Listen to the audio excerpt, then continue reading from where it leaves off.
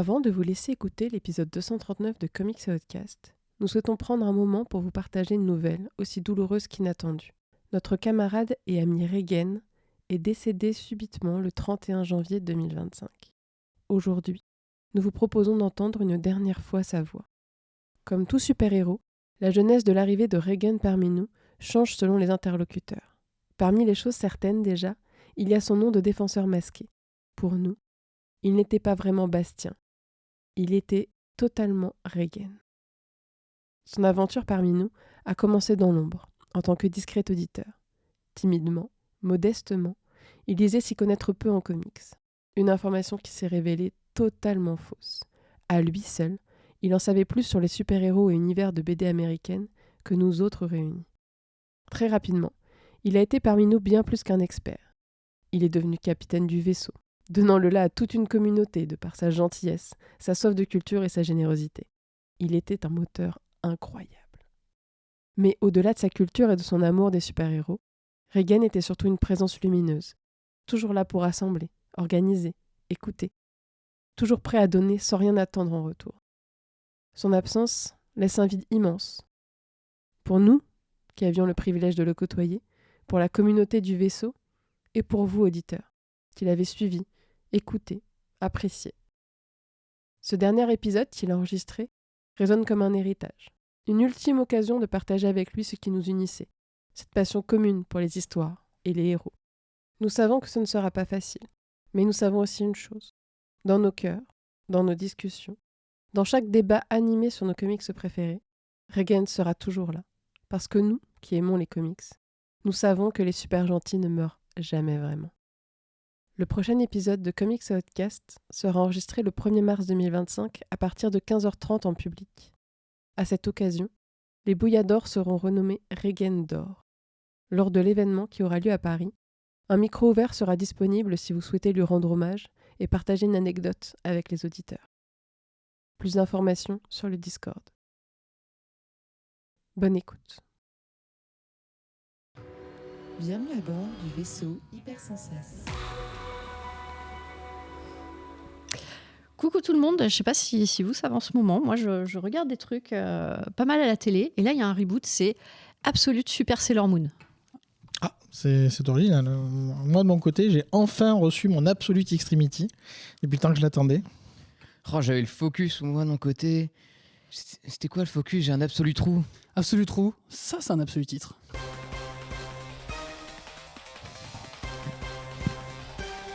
Bouya! Bonjour à tous et bienvenue dans Comics Outcast, votre podcast préféré sur la bande dessinée américaine et ses dérivés. Je suis Matt Lejeune et aujourd'hui je vous emmène pour un voyage très estampillé DC Comics. Mais avant de s'élancer dans le monde fantastique de la distinguée concurrence, il est de mon devoir de vous présenter les membres de l'équipage. Son cœur tendre est toujours orienté vers le partage et la bienveillance. Toutes les œuvres qui passent sous ses mains sont lues avec des yeux pétillants d'enfant. C'est bien simple, il aime tout. Le sel, un concept qu'il ne connaît absolument pas. Dans le vaisseau, son surnom parle pour lui. Monsieur Doudou, joyeux camarade, Sugar Daddy. Il n'est que sucre et gourmandise, que douceur et volupté. C'est Absolute Reigen. Ah ouais, hello! Hello, comment tu vas? Écoute, on commence fort manifestement. Hein. Qu'est-ce que tu lis en ce moment? Qu'est-ce que je lis? Je suis en train de lire une preview d'un certain comics par un certain Juniba et on pourrait vous en reparler dans pas si longtemps que ça. On a hâte. Et de quoi tu vas nous parler aujourd'hui? Aujourd'hui, je vais vous parler d'une histoire que vous n'avez jamais entendu parler. J'ai hâte. A contrario, cette membre d'équipage fraîchement arrivée déteste tout. Les chats, les gens, les comédies musicales. Le bonheur, elle ne connaît pas. Une fois le micro coupé, elle se transforme en turbine à insultes et maltraite ses camarades. Dans le vaisseau, personne ne l'approche à plus d'1 mètre, au risque de se retrouver dans le fameux sas. Elle est la Doomsday Clock incarnée, ça tombe bien, c'est son seul comics préféré. C'est Absolute Cherno. Masterclass. Il est bon. C'était bon. T'es contente d'être parmi nous? Ah, je suis très contente. Je n'aime pas Doomsday Clock, hein, je précise. Ouais, non, mais il faut rétablir la vérité à un moment donné. Alors si tu n'aimes pas Doomsday Clock, qu'est-ce que tu es en train de lire en ce moment? En ce moment, je lis L'Homme Gribouillé, qui n'est pas forcément, qui est pas un truc tout nouveau, etc. Mais je suis dedans. L'Homme Gribouillé, c'est croissant parti potentiel. Pardon? Un croissant potentiel. Un croissant potentiel, tout à fait. Et de quoi tu veux nous parler aujourd'hui? Alors aujourd'hui, je vais vous parler d'un homme qui a fait une route un peu différente par rapport à celle qu'on lui connaît, qui est armé jusqu'aux dents, qui a des capes avec des pics et qui a des couteaux dans les oreilles. Ce sera plus concret tout à l'heure. Ok, j'espère qu'il y a des gros muscles. C'est Naruto. Moi, je pensais à l'homme orchestre avec les pigeons. Ah ouais. Lui n'aime pas la violence, c'est un pacifiste dans l'âme. La colère, trop peu pour lui. Il trouve d'ailleurs qu'on est trop méchant avec nos amis trop vite disparus il y a 60 ans. En vrai, était-il si méchant, m'a-t-il glissé hier soir avant de partir coiffer sa moustache. Inspiré par la disparition de son mentor en début d'année, il a sorti récemment un poème d'une grande sensibilité. N'avons-nous pas des mains, des sens, de l'affection, de la passion ? Si vous nous piquez, ne saignons-nous pas ? Si vous nous chatouillez, ne rions-nous pas ? Si vous nous empoisonnez, ne mourrons-nous pas ? À méditer, ou plutôt, comme il préfère le dire, Sumeditiran. C'est absolu XT. Bonjour. Comment vas-tu, XT ? Buter tous les nazis. Pardon. Spoiler. Spoiler. Spoiler. Bah écoute, ça va, oui. Ça va, d'accord. Ça va, oui. Très bien. Et est-ce que tu lis de belles pépites en ce moment ? Oui, je lis les motifs qu'il y a écrits sur mon lit, sur ma couverture de lit. Ouais. Oh waouh, c'est intense. C'est une lecture passionnante. Et de quoi tu vas nous parler ce soir ? J'ai un absolu trou là par contre. Ah, aïe. Encore. Mais justement, je vous parlais du trou qui vous emmène au plus bas fond de la terre, l'enfer. Ok, pas mal. Ouais, ça avait mal commencé la phrase. Ouais. Je me rattrape sur mes pattes tout le temps. Je suis un vrai chat. On dit bonjour aussi à nos chers patronautes qui nous écoutent en live Hello. sur le Discord. Et on remercie bien évidemment le Studio 17 pour nous accueillir dans son humble demeure. Des bisous. J'espère Merci. que vous êtes prêts, messieurs, Écoute, dames. when you want. Eh ben, Comics Outcast, c'est parti, j'ai oublié le numéro. « 239. 239. On va passer donc aux reviews. Qu'est-ce que les reviews ? Chacun de nos 3 chroniqueurs ont choisi un comics. Il peut être récent, très récent ou un petit peu plus vieux. On en lit les 3 premières issues, donc aussi les numéros en français. On l'analyse, on en discute et on vous convainc par la suite de débourser un demi-smic chaque semaine pour acheter la suite. Pour cet épisode, vous verrez que le choix a été absolu. On commence par qui ? Allez, XT, tiens. Ah Eh oui, prêt en flag. mais moi normalement je passe jamais en premier parce que je m'occupe des balances en direct. Ok. Mais bon, j'y vais. Ok. En plus, on commence par la meilleure histoire. Non, c'est pas vrai. C'est pas vrai. Alors du coup, je vais vous parler d'un titre incroyable. Ça commence par Absolute. Ça, c'est étonnant. Au début, je me suis dit, c'est vrai, c'est cet Absolute-là que je vais chroniquer. Et puis je me suis dit, ah ben non, en fait l'autre. Puis en fait l'autre. Et puis l'autre. Mais il n'y en a pas de quatrième. Pas encore. C'est un piège. Pas encore. Pas encore. Et donc, je vous parlais de Absolute Wonder Woman. Parce que c'est vachement bien. On va pas la faire ASMR. Donc, de quoi ça va nous parler Absolute Wonder Woman, on est sur donc, l'univers Absolute qui prend un parti pris sur chacun des personnages de la Trinité. Là, je m'occupe de Wonder Woman pour cette chronique. Qui, du coup, j'ai vu que j'étais pas du tout prêt. Est écrit par Kelly Thompson et vu que j'étais tellement pas prêt, j'ai perdu le nom du dessinateur sur mon papier. Donc voilà. Aidan Sherman, non Je crois que c'est Aidan Sherman. Aidan Sherman, merci. Et Jordi Belair à la couleur. Donc Wonder Woman, que vous connaissez très bien, son twist maintenant, c'est qu'au lieu d'être élevée à Themyscira comme habituellement, elle va être élevée ailleurs. C'est là où le plot twist se dessine. Elle va être élevée dans les enfers. Tandis qu'elle est kidnappée de Themyscira et que Zeus décide de l'emmener dans les enfers, littéralement. Et elle va se faire élever par Circé. Sympa, un peu tout seul, avec des petits monstres rouges un peu partout. Zeus impose à Circé de ne pas lui dire la vérité sur qui elle est, qu'elle est une Amazone. Et donc... elle ne saura pas qui elle est pendant sa tendre enfance, qui va à peu près résumer le premier numéro, globalement, où on la voit sa petite tendre enfance, avec compagnie Circé, avec ses bébêtes rouges et ses bêtes de démons. Mais à la fin, elle va quand même découvrir elle-même qu'elle est une Amazone par la vue du Saint-Esprit qui va lui répondre à elle-même, quoi. La magie du scénario. Ouais, la magie du scénario, exactement. Qui arrive un peu, tu dis, oui, ok. C'est un peu genre, c'est un peu côté, j'ai un peu à côté, genre, je connais le kung-fu. Mais version, je suis une Amazone. Donc voilà, et ça c'est le premier numéro globalement, qui est hyper introductif, qui est juste là pour nous mettre le setup globalement et la relation entre les personnages. Il y a aussi des périodes dans le présent qui se déroulent en parallèle à Gateway City, qui du coup on voit en train d'affronter des vilains monstres qui reviennent des mers, presque comme des kaiju. Incroyable. C'est un peu ta passion, en plus, ça tombe bien. Et après, du coup, on arrive sur le numéro 2 où en fait on continue un peu sur les bases, à retravailler les bases qu'on a l'habitude, c'est-à-dire qu'on va avoir un Steve Trevor qui va arriver en enfer. Ils vont avoir une relation qui se développe, évidemment lui il est bloqué en enfer. Et donc en tant que et là en fait on a une espèce de slice of life en fait, c'est vraiment une partie tranche de vie un peu qu'on voit avec en parallèle Wonder Woman qui arrive dans cette Gateway City en train d'essayer de sauver la ville à sa manière.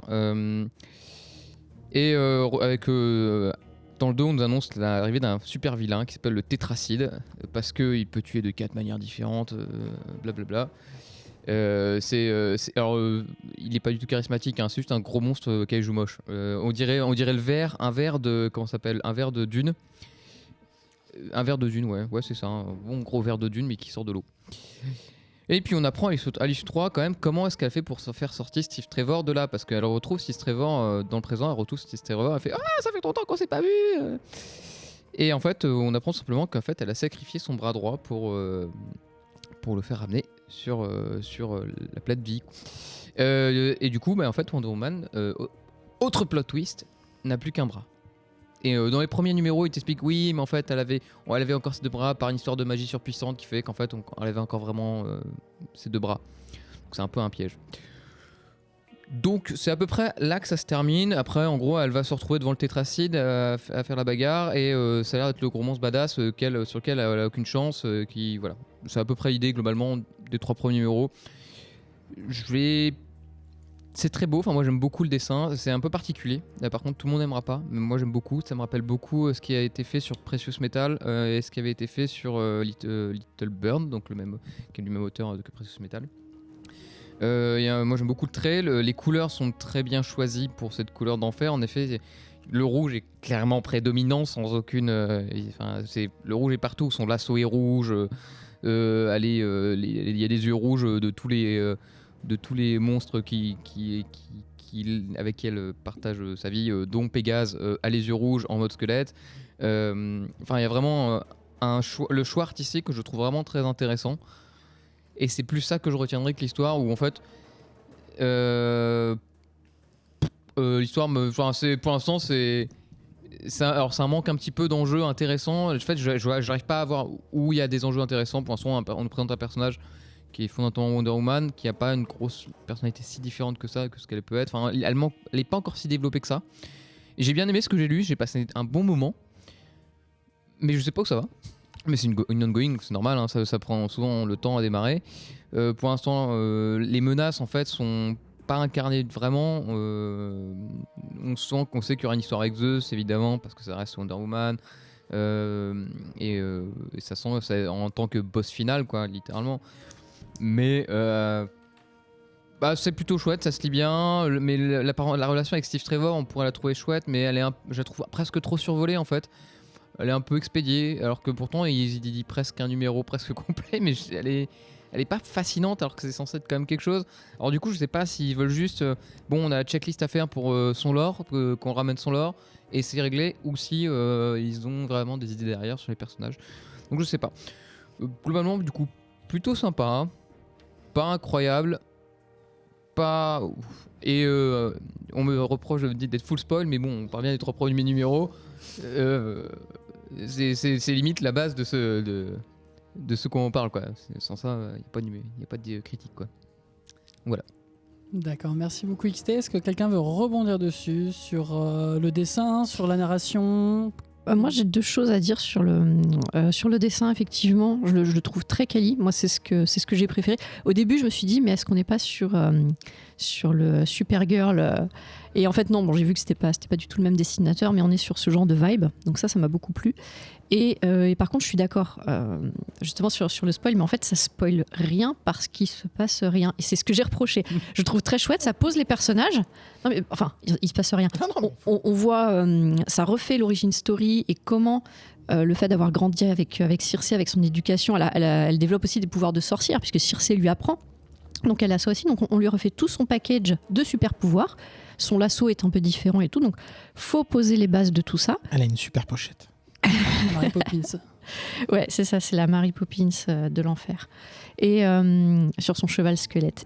Mais du coup, arrivé à la 3e échoue, je suis assez d'accord. Ok, il y a une espèce de gros monstre, elle y va. Il y a Steve, ok, c'est cool. Il y a ma BFF qui est là, je vais la rejoindre. C'est vraiment ça. Et puis voilà.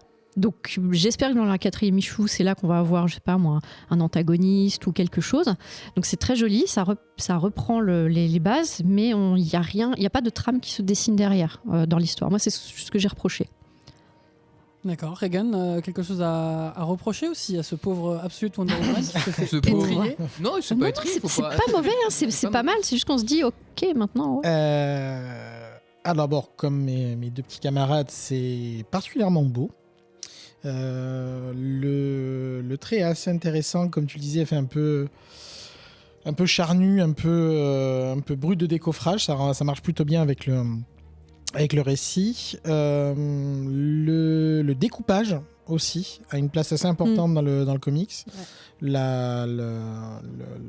Ça joue beaucoup, ça casse les enfin c'est pas une nouveauté, hein, mais c'est en tout cas dessiné comme ça casse les codes du gaufrier, ça essaye d'avoir un type de narration visuelle un petit peu différent, ce qui est plutôt cool.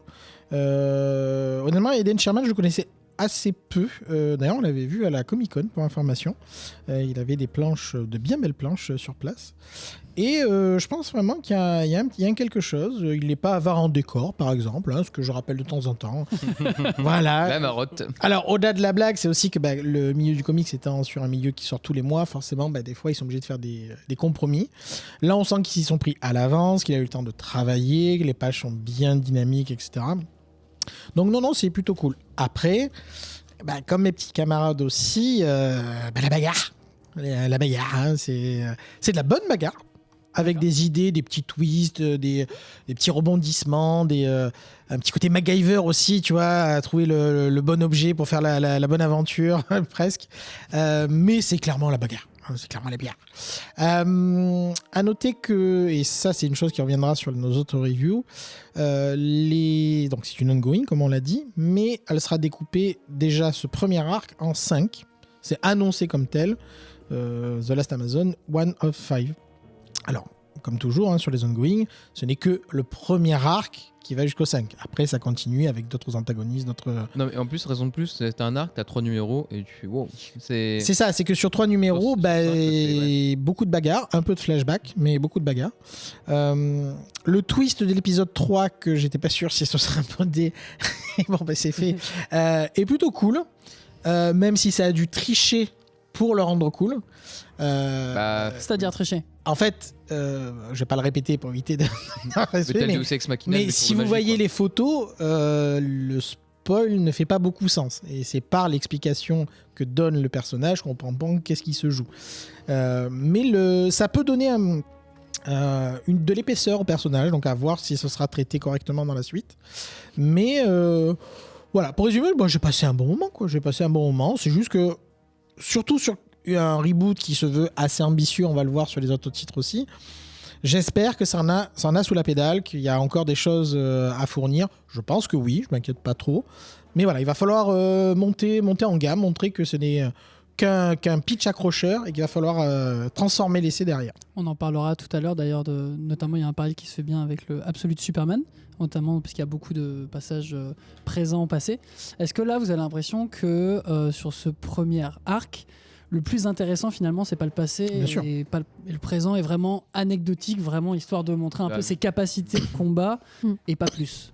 C'est 80% du volume de le passé, donc enfin des 3 numéros, c'est 80% de l'histoire, donc forcément c'est la plus intéressante. Et ça vous l'a rendue attachante? Est-ce qu'on a l'impression que c'est une Wonder Woman qui est quand même assez jeune, un peu peut-être voire inexpérimentée? Comment vous l'avez ressenti? Ouais, c'est un peu le problème, c'est que je la trouve pas très caractérisée plus que ça en fait. En fait, on voit bien, ne serait-ce que par son design graphique, qu'elle est censée être un peu plus badass, un peu plus brute de décoffrage que son équivalent classique. Mais pour l'instant, les enjeux différents ne sont pas encore connus. On sait juste qu'effectivement, elle a été élevée différemment par Circé, etc. Alors, Circé, soit dit en passant, dans l'histoire, n'est pas un grand méchant, enfin, de ce qu'on en sait, encore une fois, n'est pas un grand méchant qui comploterait pour capturer le monde ou que sais-je. Donc pour l'instant, on attend de voir effectivement la différence que ça va faire. Et aussi, par contre, c'est dit pour le coup dès la première page, The Last Amazon. Donc, Est-ce que c'est The Last Amazon ou c'est The Last Amazon point d'interrogation? je crois pas qu'il y ait de point d'interrogation, ça je peux. Il y en a pas, mais après. D'accord. l'histoire, Après, c'est- voilà, Est-ce que c'est- finalement ce serait pas ça un peu la Partir vraie en question? quête, on va voir. Mais en devenir, un titre en devenir. Très bien, merci beaucoup à vous trois pour ce Absolute Wonder Woman qui est une absolute attente, encore une fois. Une absolue moyenne. Une absolue moyenne. Très bien, merci beaucoup XT. On passe à toi Charno. Let's go. Allez, qu'est-ce que tu nous racontes? Moi aujourd'hui je vais vous parler de Absolute Batman. C'est Oh. pas vrai. Voilà, je vais encore parler de Batman pour changer. Donc sur cet Absolute Batman qui s'inscrit donc dans le projet global, vous l'avez compris, donc on a parlé de Absolute Wonder Woman, Absolute Batman, il va y en avoir d'autres derrière. On est sur le cahier des charges. On refait l'origin story des héros, mais pas juste refaire l'origin story, ça permet aussi de placer de nouveaux pouvoirs, de nouvelles possibilités, refaire le décor. Et ça, c'est un point commun qu'on a dans toutes. Tu parlais tout à l'heure justement des allers-retours. Tu as le personnage dans le présent et il y a des flashbacks pour expliquer son histoire. Dans Absolute Batman, c'est ça aussi. Tout le long des issues, on suit l'intrigue. Batman contre des méchants, ça spoile pas beaucoup. Mais il y a les flashbacks pour raconter ce qui lui est arrivé. Comment il en est arrivé là, comment son histoire est changée, pourquoi elle est changée par rapport à celle qu'on connaît. Puisque là, ça se passe je considère que c'est dans des univers alternatifs. Donc pour reprendre la base, on est à l'écriture Scott Snyder, qui n'en est pas à son coup d'essai sur du Batman, puisque c'est à lui qu'on doit notamment toutes les histoires autour des hiboux, et le Batman Kiri, qui était plutôt charismatique aussi, qui était pas mal. Et au dessin, on a Nick Dragotta et Frank Martin, qui ont œuvré sur d'autres choses. Et au niveau du titre... J'ai une petite pépite là-dessus, mais on en reparlera. Pour moi, donc ça se passe en 5 issues, ça se passe en 5 parties, et l'histoire, ça s'appelle The 200, les 200. ne riez pas, je vais l'expliquer après. C'est important pour voir le fil de la lecture. Donc en couverture, on voit très étonnamment Batman, qui est en fait qui est comme les personnages que vous avez dans Street Fighter. Il a été, je sais pas ce qu'il a mangé, il a passé énormément de temps à la salle, peut-être qu'il s'est fait des injections au Synthol, je sais pas, enfin il est énorme, presque difforme. Et son logo de chauve-souris est pareil, son logo c'est un carré dans cet rectangle avec éventuellement quelques petits triangles pour indiquer là tu as des oreilles et là tu as une queue, mais ça reste un rectangle. C'est important pour la suite. Donc ce Batman un peu étrange dans le style, très très carré, enfin, tout est carré, le truc il est énorme, etc. Évolue dans cet univers alternatif. On va pas avoir le point de vue de Bruce Wayne ou de Batman comme on l'a habituellement. Là on va l'avoir par Alfred. Donc l'histoire commence ainsi. C'est Alfred qui revient à Gotham, donc il va être le point de vue extérieur pour les lecteuristes, pour dire comment se présente Gotham, comment ça fonctionne, etc. C'est lui qui va donner les règles. Et on l'envoie en mission pour enquêter sur les méchants de l'histoire, les Party Animals. Donc Party Animals, c'est un groupe, ils ont des masques d'animaux, puis ils assassinent des gens, voilà, des méchants très très méchants, et Alfred Pennyworth donc revient à Gotham enquêter là-dessus. Il tombe sur un zinzin déguisé en chauve-souris et il va mener son enquête. Il va dire mais c'est qui ce type, etc. Donc il est un peu en seconde mission de découvrir qui il est. Est-ce que c'est un allié, est-ce que c'est un ennemi, est-ce que lui aussi il est dans les Party Animals, parce que après tout il porte un masque de chauve-souris, donc il y a pas de ça peut se confondre. Et donc cette Gotham est un peu différente. Elle n'est pas aussi sombre, de mon point de vue, pas aussi sombre que ce que j'ai pu voir, mais parce qu'elle est encore jeune par rapport à des histoires plus matures. C'est encore une Gotham jeune où le crime n'est pas encore si étalé que ça. Donc, cet Alfred enquête sur Batman et découvre assez rapidement qu'il est Bruce Wayne parce qu'il a accès à des moyens très sophistiqué d'informations, etc. C'est très très vite passé sur comment il découvre qu'il est Bruce Wayne, en fait. Sur comment il découvre son identité. Donc, il retrace son histoire et ce Bruce Wayne vient d'un milieu modeste. Il n'est pas du tout un riche héritier. Twist. Et c'est pas le seul. Ça se peut décidément. Mais ça, c'est dit dès le début, hein, donc il Oui, n'y a pas Non, de... non, mais c'était là pour la blague, bien sûr. Voilà. Non, mais alors, du coup, ça a ruiné. Du coup, tu vois, j'avais pas eu le 3. Non, mais voilà, c'est foutu. C'est vrai? C'est foutu. Bah écoute, bouge tes oreilles pour la suite. Je sais pas quoi te dire. Donc son père était professeur, sa mère travailleuse sociale, et il a grandi à Crimallet avec ses potes de quartier, avec qui il continue d'aller faire des parties de poker, comme Ozzy, Double Face et Eddie Nigma, ainsi que sa pote Célina et Waylon. Donc tous... Tiens donc. Voilà, donc ils sont tous très copains. Alors, pour l'instant ou pas, je ne sais pas, mais en tout cas, dans le début de l'histoire, ils sont copains. Et on essaie de comprendre, donc Alfred essaie de comprendre comment ce gamin, puisque c'est un très jeune homme, se déguise en chauve-souris, etc. Ah oui, effectivement, il a appris la boxe, donc il détaille sa façon de se battre, etc. Et il remarque que dans tout ce qu'il fait, toutes les scènes de combat sont assez violentes. Il y a du sang, il y a des choses comme ça, donc sachez-le. Mais jamais Batman ne tue qui que ce soit. Donc ça, c'est un truc qu'on a gardé. Donc dans cet univers alternatif, Batman est toujours le gars qui ne veut tuer personne. Il est altruiste, il est intelligent, il a perdu son père étant enfant, mais Martha est toujours en vie. Alors est-ce que ça peut créer des amitiés avec Superman maintenant? Je ne sais pas. Bah écoutez. Et il est un petit peu sur tout. Surtout, c'est en un seul mot. Il est sur plein de choses. Ingénieur, super intelligent, super baraqué, super détective, super fort en chimie. En fait, le gars, il fait tout seul. Le mec, il a déclenché plus de 5% de son cerveau. Ouais, je sais. Ouais, c'est un peu spécial, ouais. Et donc, le jour, il travaille en ingénieur dans le bâtiment. Donc, ça lui permet de réparer ce qu'il a cassé la nuit. Par exemple, la nuit, je sais pas, il se tape avec un méchant, il casse un bout de pont. Le jour, il va le réparer. Donc, c'est plutôt... Je trouve ça intéressant. Très rapide. Hein. Ouais.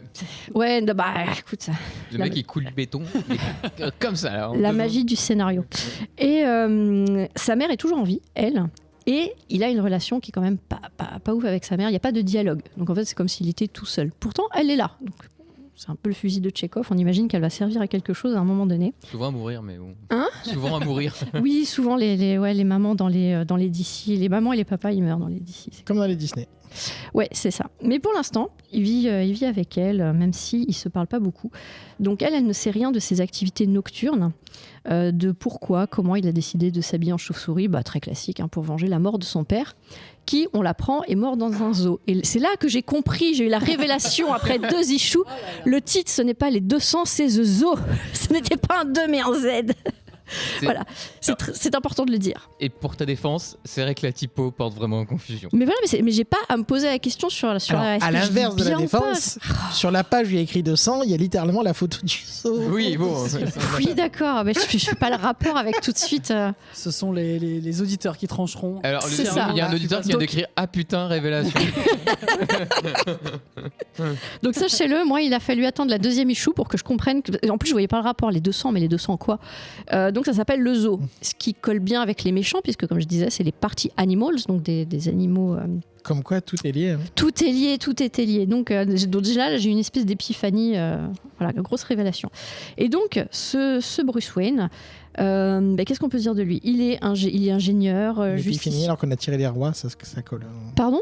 Une épiphanie alors qu'on a tiré les rois, ça colle. Mais oui, je suis dans la tendance, mon cher monsieur. Donc voilà, Ah, tu m'as coupé. Je sais pas ce que j'allais dire. Désolé. Non, il n'y a pas de souci. Donc pour résumer, il est super intelligent, il est super tout, il travaille dans le bâtiment le jour, sa maman ne sait rien, et en fait, bâtiment à sa maman. Oula. Bâtiment à sa maman. Waouh, je l'ai pas vu venir. Non, mais- Ah ça, je l'ai pas vu venir. Hein. Moi, j'ai senti la préparation, ok, c'est mon moment. Ah ouais. C'est fort. Waouh.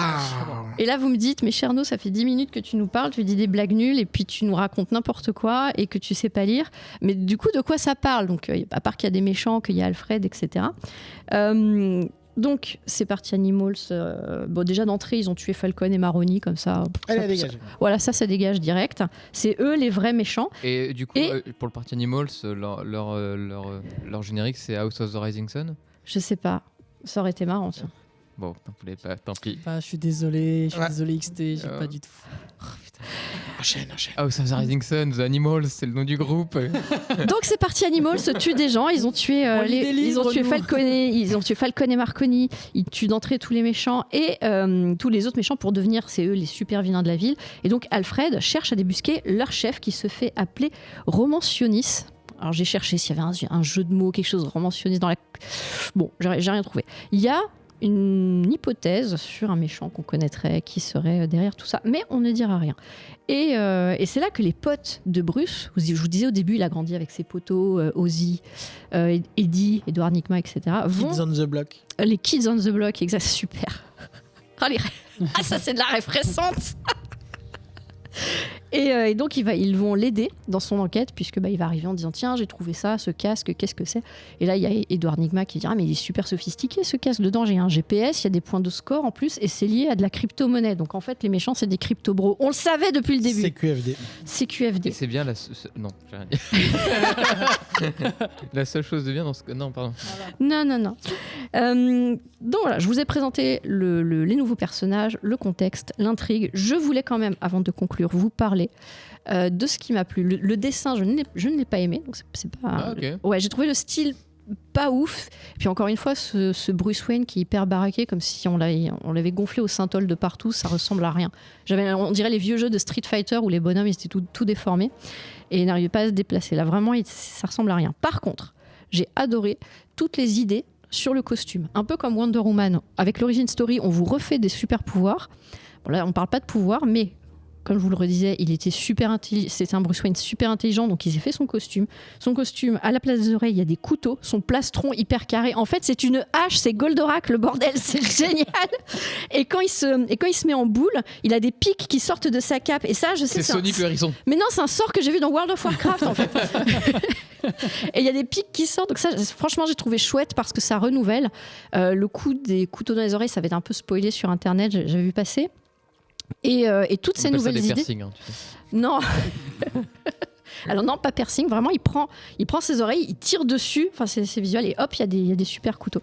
Tu veux qu'on se tire l'oreille? Non. Mais toutes ces super idées auraient pu venir avant, puisque là, on parle pas vraiment de pouvoir, mais de costume. Donc, je me dis, ça, franchement, c'est hyper bien. Et c'est mon coup de cœur de ce comics, c'est toutes les idées autour du costume. Donc, on a fait des nouveaux pouvoirs avec une nouvelle histoire. Voilà. C'est vrai que quand l'origin story c'est toujours la même, on tourne en rond. Et donc des idées intéressantes sur le costume, une narration avec des flashbacks ponctuels comme on le disait sur Absolute Wonder Woman, et je pense que dans les autres ça va être la même chose. La première issue, ça je l'ai noté, elle a réussi sa mission de déconstruire ce que je savais de Batman pour me proposer autre chose, parce que ça c'est pas évident non plus d'arriver de dire bah voilà Bruce Wayne il vient d'un milieu modeste, etc. Je me dis, est-ce que j'ai envie de lire ça? Et à la fin de la première issue, je dis, ouais, j'ai envie de lire ça. C'est cool. Donc, mission réussie en une issue et il se passe pas mal de choses. Voilà, en 3 issues, je vous ai dit énormément de trucs qui se passent. On a l'intrigue, on a même... Ça prépare le terrain pour les méchants d'après. Et qu'est-ce que tu en as pensé de cette Batmobile? On n'en a pas parlé. Alors, je n'en ai pas parlé parce que c'est exactement comme Bruce Wayne, c'est exactement comme son logo. C'est un cube. Tout est. Vous cherchez mais c'est un cube. On lui met des roues, c'est un cube qui roule. Voilà, je sais pas. Après les pierres qui roulent, les cubes qui roulent. Ouais, c'est. Et là, on met les Rolling Stones en fond. Non, pardon. Merci beaucoup, Cherno, pour cette exploration de ce Absolute Batman. Tu continueras à le lire? Ouais. Okay. Ouais. Je trouve intéressant, surtout que c'est en 5 parties. Les 4 sont déjà dispo en vrai, donc c'est plutôt cool. Très bien. Et ça s'appelle The Zoo et pas les 200. The Zoo. Qui veut continuer sur cette lancée? Regan, qu'est-ce que tu as à nous dire sur The Zoo? Plutôt sympa. J'ai plutôt bien aimé déjà, clairement, globalement. Même si on reconnaît un petit peu les travers d'un Snyder qui veut en faire pousser toujours un peu les potards. Allez, on y va à fond, quoi. Ah oui, il y va, il dit j'ai carte blanche, j'y vais. Voilà, donc la Batmobile, on rentre pas dans les détails, effectivement, mais voilà. Et il y a ce côté.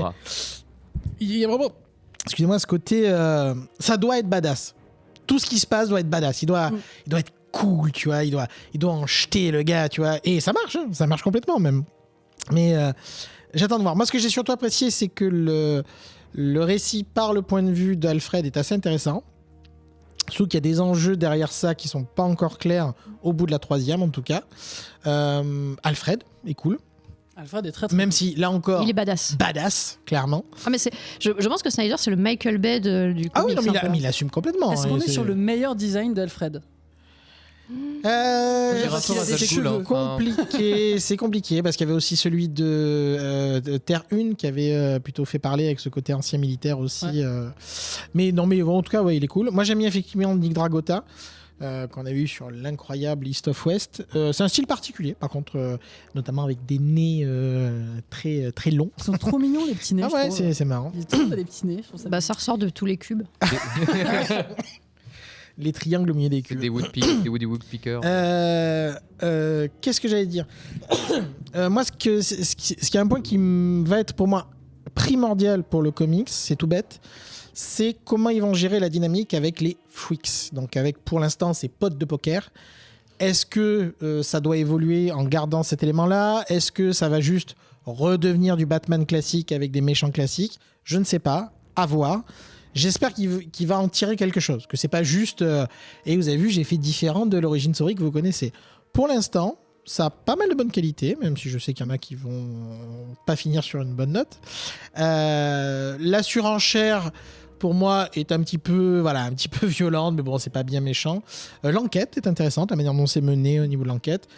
Voilà, il y a vraiment ce côté les potards à balles. L'autre chose qui m'inquiète, entre gros guillemets, c'est pas un spoiler, il l'avait dit dès le début, donc c'est la trame est en 5 numéros, mais il fait une pause sur la trame dès le numéro 4 pour faire un flashback pur et dur. C'est-à-dire pas interconnecté, c'est vraiment purement un flashback, avec un autre dessinateur d'ailleurs, pour laisser le temps à Dragota de finir les pages suivantes évidemment. J'espère que ce sera bien, je les ai pas lus, hein, donc j'espère que ça va pas casser le rythme qu'il a mis en place et qui est assez frénétique en plus. Voilà, donc à voir, mais écoutez, moi j'ai pas passé un mauvais moment. J'ai peut-être préféré le dessin de Wonder Woman à celui de Batman, même si encore une fois j'adore Dragota, Ah, pareil. clairement. Mais attention, il reste une série à review. C'est plus original. Et par contre, au niveau scénario, effectivement, je trouve qu'il y a un peu plus d'épaisseur sur ce titre. Donc pari réussi pour moi, pour ce Batman. Alors pour information, pour avoir lu le 4e issue, elle n'est pas estampillée The Zoo Part 4. Et voilà, c'est ça. Mm. Donc Ça veut dire ça, qu'ils vont ça- être en- exactement, ça va être coupe en vraiment le récit, 6 ouais. numéros pour avoir les 5, pour avoir le premier arc complet. C'est comme un filler dans les animes. Exactement, mais le filler qui arrive déjà au 4e, c'est étonnant. Ouais. XT, apparemment tu n'aimes pas, c'est ça? Je pas dit ça. Oui, pas encore. Non, mais on voit Pas ta encore. tête, les auditeuristes voient pas, mais nous on voit. Je fais un peu la mouffe, bah parce que en fait, j'aime bien quand c'est bourrin, mais pas là. Pourquoi pas là? Je trouve extrêmement chiant. D'accord. En fait, il se passe plein de choses, je suis d'accord, mais c'est presque une. Enfin, alors déjà parlons du design, en effet, c'est un peu le paradoxe, c'est que le personnage de Bruce Wayne est pas hyper costaud. Une fois qu'il est dans le costume, il prend un volume, il quadruple Ah, il y a de une volume. raison. Mais après, par contre, je trouve le choix du costume vraiment chouette. En vrai, moi j'aime beaucoup. Ouais, toutes les parties techniques, on va dire, toutes les idées, en fait, les idées de l'action sont chouettes. Trust me, I'm engineer. Les relations qu'il a avec ces gamins qui sont en fait les ennemis d'avant, est-ce que les ennemis classiques deviendront-ils des futurs ennemis? Dans ce cas-là, on tombera en effet sur un schéma un peu classique. Et j'ai un peu peur qu'en fait ça fasse le coup de rupture d'amitié et soit faut qu'ils en fassent vraiment quelque chose, mais si c'est pour revenir sur une forme de statu quo sur lequel on est habitué, bof. Et en fait le problème c'est que j'aime bien la base, mais j'aime pas l'histoire qui est racontée en ce moment. Genre je pense juste j'aime pas l'arc. D'accord. Genre là à l'arc je trouve vraiment pas bien. Le setup te plaît, Le mais setup, parce que... ouais. Hmm. Et je trouve trop bourrin. Et par contre, il y a un truc que j'aime pas, c'est que je trouve trop bourrin. Enfin, Bah là, en fait, c'est vraiment trop. Enfin, c'est genre. En fait, comme tu dis, il est trop intelligent, trop machin. En fait, il est pas trop parfait, loin de là. Mais il manque de vulnérabilité. Pour que j'arrive, en fait, je m'en fous de ce Bruce Wayne, quoi. En fait, vraiment, je m'en fous pour l'instant de ce Bruce Wayne, il m'intéresse pas. Ouais, t'as l'impression que rien peut l'atteindre. Hein. Puis de toute façon, à part du moment où il a une cape avec des pics qui sortent. Et en fait, pour moi, je trouve. En fait, Martha est encore là, peut-être fait, que tout va se jouer là. surtout- Martha est encore Je là. trouve que le comic, c'est très poseur. Et ça, c'est Ah, le problème. ça, on est d'accord. Et il est trop poseur. Et et en fait, c'est sa position de c'est ce que je veux faire. Mais je trouve qu'en fait, il en fait tellement que c'est ce qui lui fait son plus gros défaut. Voilà, c'est pour ça que je suis plus mitigé, moi. Enfin, vraiment, sur les 3 spoilers, celui que j'ai le moins aimé. D'accord. Alors que t'avais pas beaucoup aimé déjà Wonder Woman. Si, moyen, mais moyen moyen, plus. Enfin, moyen. c'est pas. Très bien. Bah, merci beaucoup. Un 3 étoiles sur 5, quoi, tu vois. Ou un demi de 75. Là, on 3, est sur un absolu too much. Ça vous va comme note? Ouais, c'est bien. Ouais, Ça on est marche. pas mal. Ouais. Ok. Ça correspond. Bon, bah dans la Trinité, il va nous manquer un petit dernier. Peut-être celui qui va rabibocher un peu tout le monde. Quel suspense. C'est toi, Regan, qui t'y colle? Allez. Et donc, pour finir ce trio de tête, donc je vais vous parler d'Absolute Superman, qui, comme mes petits camarades, a commencé aussi en 2024 chez DC. C'est une ongoing là aussi. D'ailleurs, à noter que toutes les séries absolutes ne seront pas des ongoing, ça on le sait déjà, DC l'a annoncé notamment. On parlera peut-être du futur d'Absolute et Ouais, on fera peut-être un petit point Absolute à la fin des point reviews. Absolute, Mais ouais. La suite. la suite, il y en a 3 de dispo. Et c'est confirmé chez Urban en 2025 dans le titre correspondant.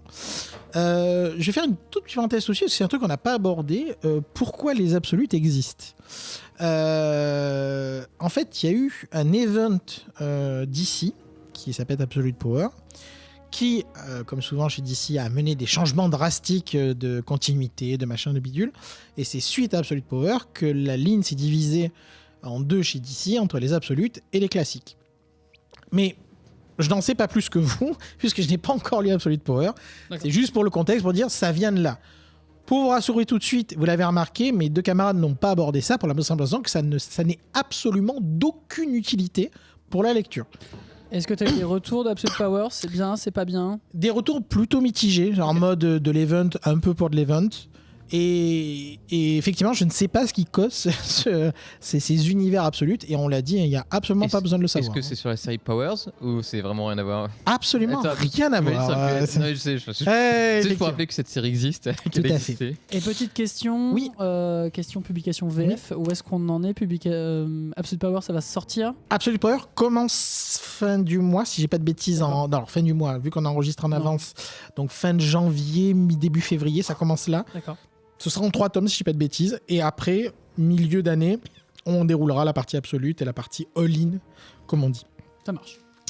Donc, désolé pour cette digression, mais je pense que c'était intéressant d'avoir ce petit contexte. Merci contextualise. beaucoup, Regan. Effectivement. Le titre Absolute Superman est donc écrit par rien de moins que Jason Aaron, un habitué un petit peu de nos chroniques, qui a écrit Thor, Doctor Strange, Conan. Connais pas. La liste est infinie. Et ce qu'on a revu la dernière fois, j'ai oublié le titre. Absolute True de. On a déjà Absolute True numéro 2, quoi. Et donc, au dessin, Rafa Sandoval, l'incroyable Rafa Sandoval, qui a travaillé notamment sur du Suicide Squad, du Green Lantern, encore du Flash. Aux couleurs, on a Ulysses Areola. 31, pardon. Désolé pour la prononciation, qui a travaillé notamment sur l'Iron Man ou du Terminator. Et au lettrage, Becca Kere, qui a fait notamment Nightwing, Batwing ou encore Golden Age. Donc, Ultimate Superman. Il y a des années, sur une lointaine planète appelée Krypton, Lar-El et Jor-El ont un enfant. Ah, vous la connaissez déjà, c'est ça? Un peu. Ah, ouais. Bon, ben bien détrompez-vous. Ah Eh non. Encore un prolo. Et spoiler, effectivement, merci de gâcher ma chronique. Non, je plaisante.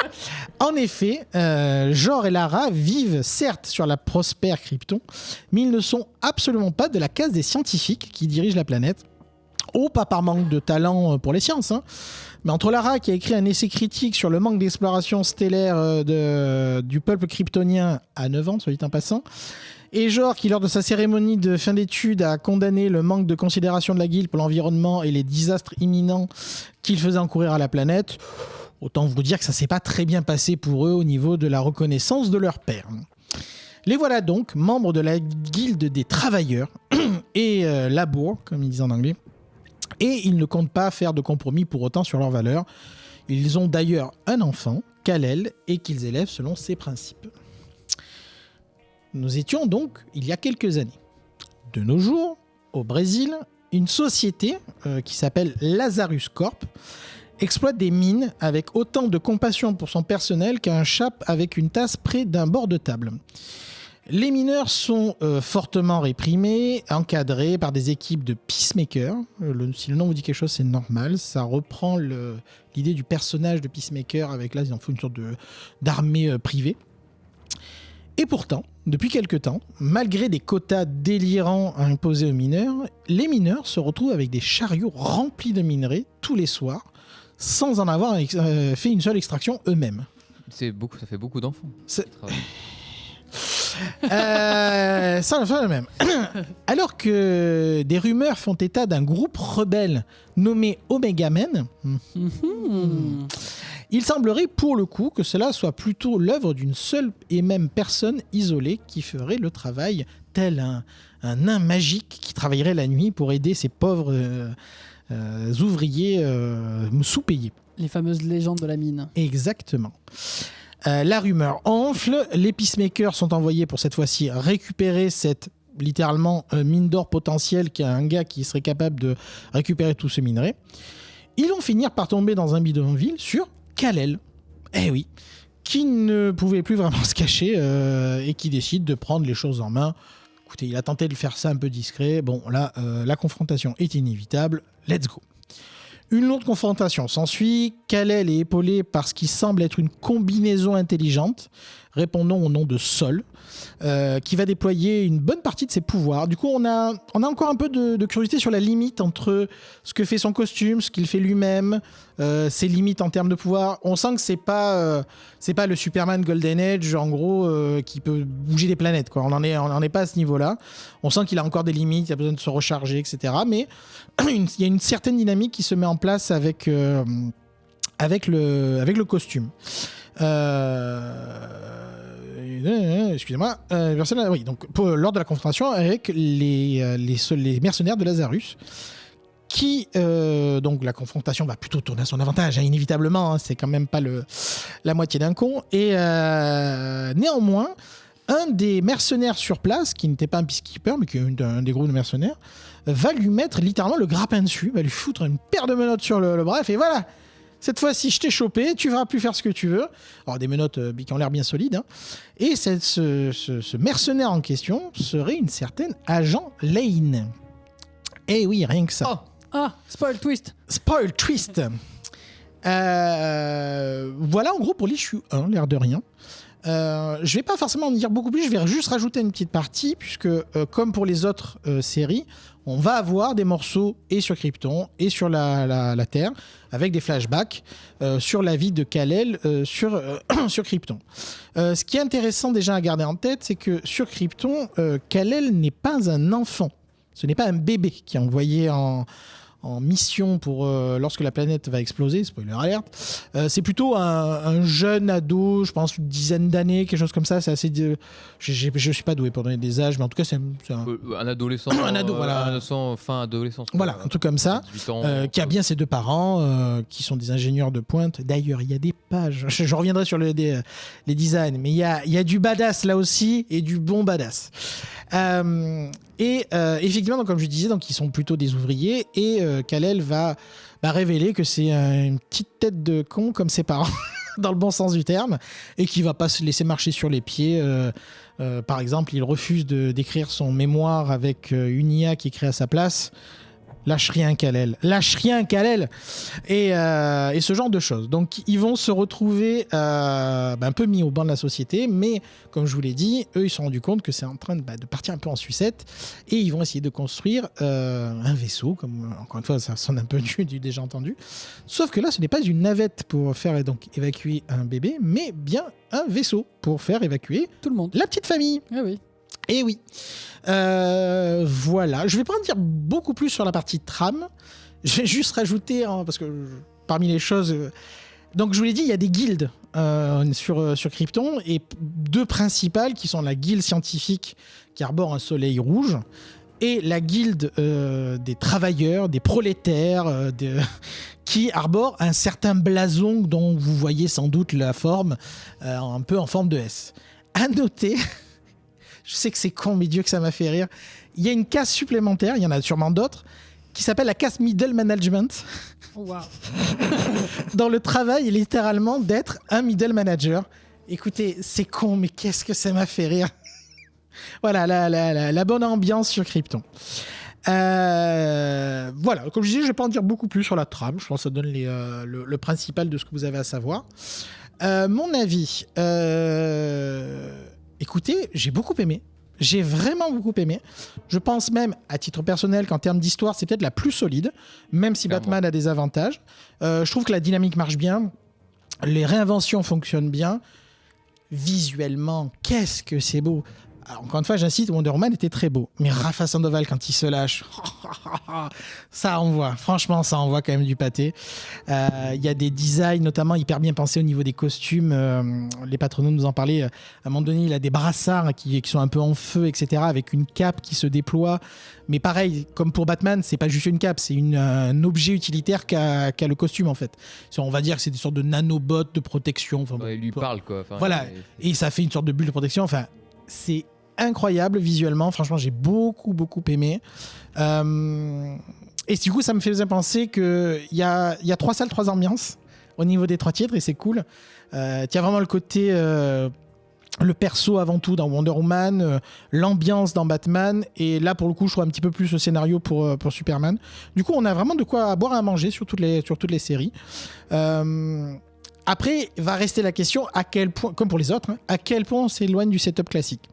À quel point ça va donner un peu plus que juste une réinvention de Superman qui va finir par retomber dans les rails. À voir. Là, on n'a pas encore vu une grand chose. La partie Krypton a l'air de changer pas mal quand même, puisque encore une fois, on n'a pas eu la fin, donc on n'a pas vu l'explosion de Krypton, etc. Mais comme on l'a dit, construire un vaisseau, les parents, est-ce qu'ils sont vraiment morts? On n'a pas encore toutes les clés sur cette partie-là, mais c'est là aussi plutôt prometteur. Je voulais finir sur une réflexion que je me faisais globalement sur tous ces titres.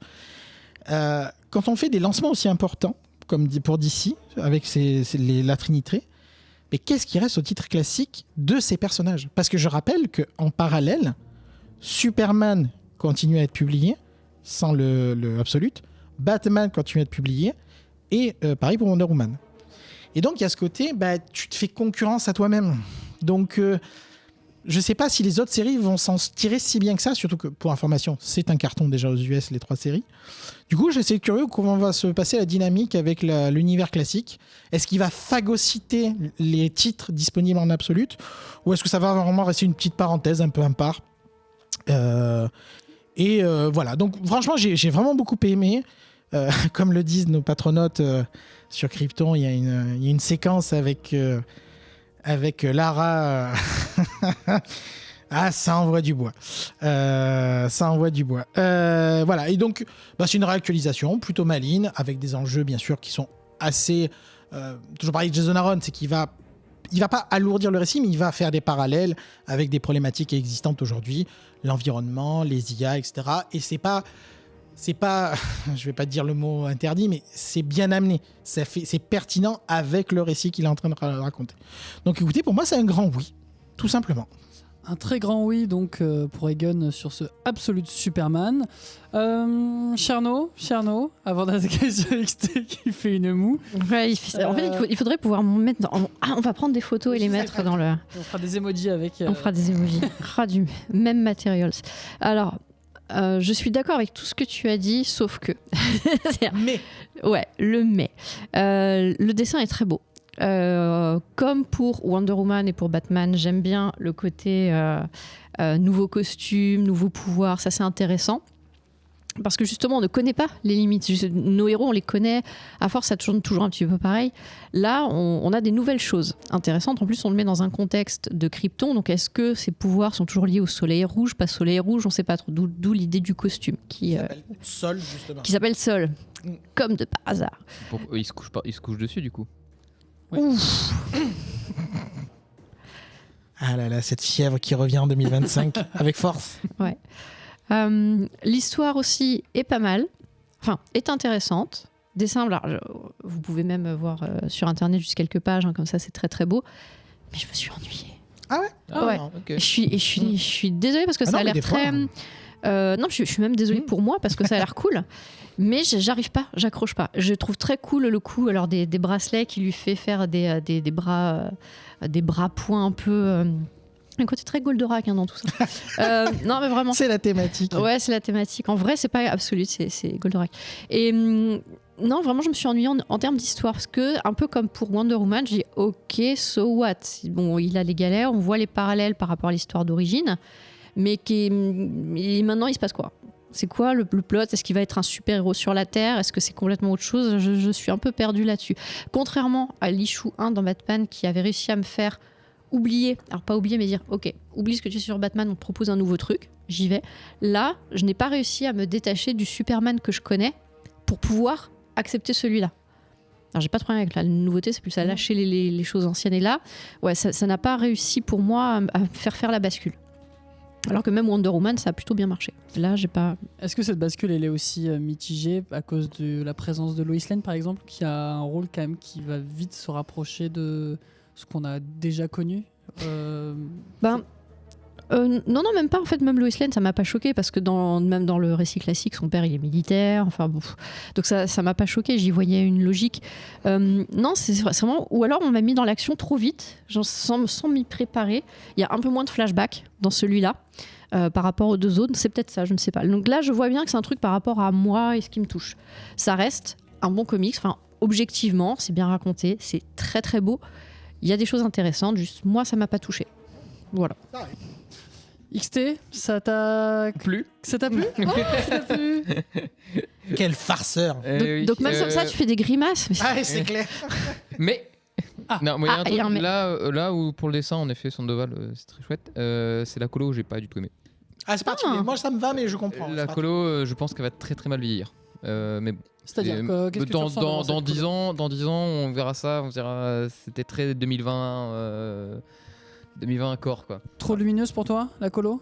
Non. Lumineux, je sais pas, non, il y a un truc numérique que j'aime pas trop. Enfin, il y a un truc qui me plaît pas, peut-être trop artificiel en fait. Bref. Beaucoup de reflets en fait, j'ai l'impression que la colo est presque été faite en 3D avec beaucoup de reflets, ce genre de choses qui. Je sais pas, il y a un truc qui me plaît pas. Mais bref, hormis ça, c'est le titre que j'ai préféré entre les trois. D'accord. Ça veut pas dire que je pensais que c'était un grand titre, mais par contre, j'ai quand même pris du plaisir. J'ai beaucoup aimé. En fait, j'ai beaucoup aimé cette relation parent-enfant qu'ils ont et ce côté un peu prolo, en fait, tout simplement. Complètement. Qui va bien. Et en fait, là, le Superman est beaucoup plus. En fait, il a un peu son côté Batman, genre un peu outsider. On sait pas trop qui c'est. Il est beaucoup plus. C'est presque comme si Superman mettait un masque, en fait, un peu dans cette histoire, au final, d'une certaine manière. Il en met pas, hein, mais juste que personne sait qui c'est. C'est vraiment le côté outsider qu'il a un peu moins. Enfin, c'est pas un personnage qui est vu comme un sauveur, comme un poseur. Enfin, du coup, je pense qu'il va y avoir plein de choses à faire avec cette histoire. J'espère en effet, comme Reagan, que on ne retombera pas sur certains travers. Parce que là, ce qui est intéressant, c'est là aujourd'hui, il est dans les premiers numéros, il est déjà vu en tant que qu'arme puissante qu'il faut absolument contrôler. Et c'est ça qui est en fait qui peut être vraiment intéressant. Et c'est typiquement, par contre, le genre de récit, lui plus que les autres, où j'ai peur que ça dure trop longtemps. En fait, je pense que celui-là, les autres, je les vois durer longtemps par leur pitch de départ. Celui-là, peut-être un peu moins. Genre, je pense que tu me dirais, ça fait 12 numéros, je te dis, ouais, banco. Si tu me dis que tu vas en faire 40, va falloir que t'aies des trucs à raconter, quoi. Parce qu'il va quand même assez vite, hein. Il met pas mal d'enjeux assez rapidement. Le contexte est bien, il est bien mis en place, c'est bien amené. Mais ouais, il y a un petit risque à mon avis là-dessus, mais en tout cas, très bon moment. Je vous entends parler de Superman, mais je vous entends pas parler de Clark Kent. Il y a un Clark Kent? Parce que c'est un même Et personnage pour cause, en fait. En fait, c'est les deux. Reveal. Quand il retire ses lunettes, ça devient Superman. Non, blague à part, ça fait partie effectivement des choses. Pour l'instant, on a peu d'infos.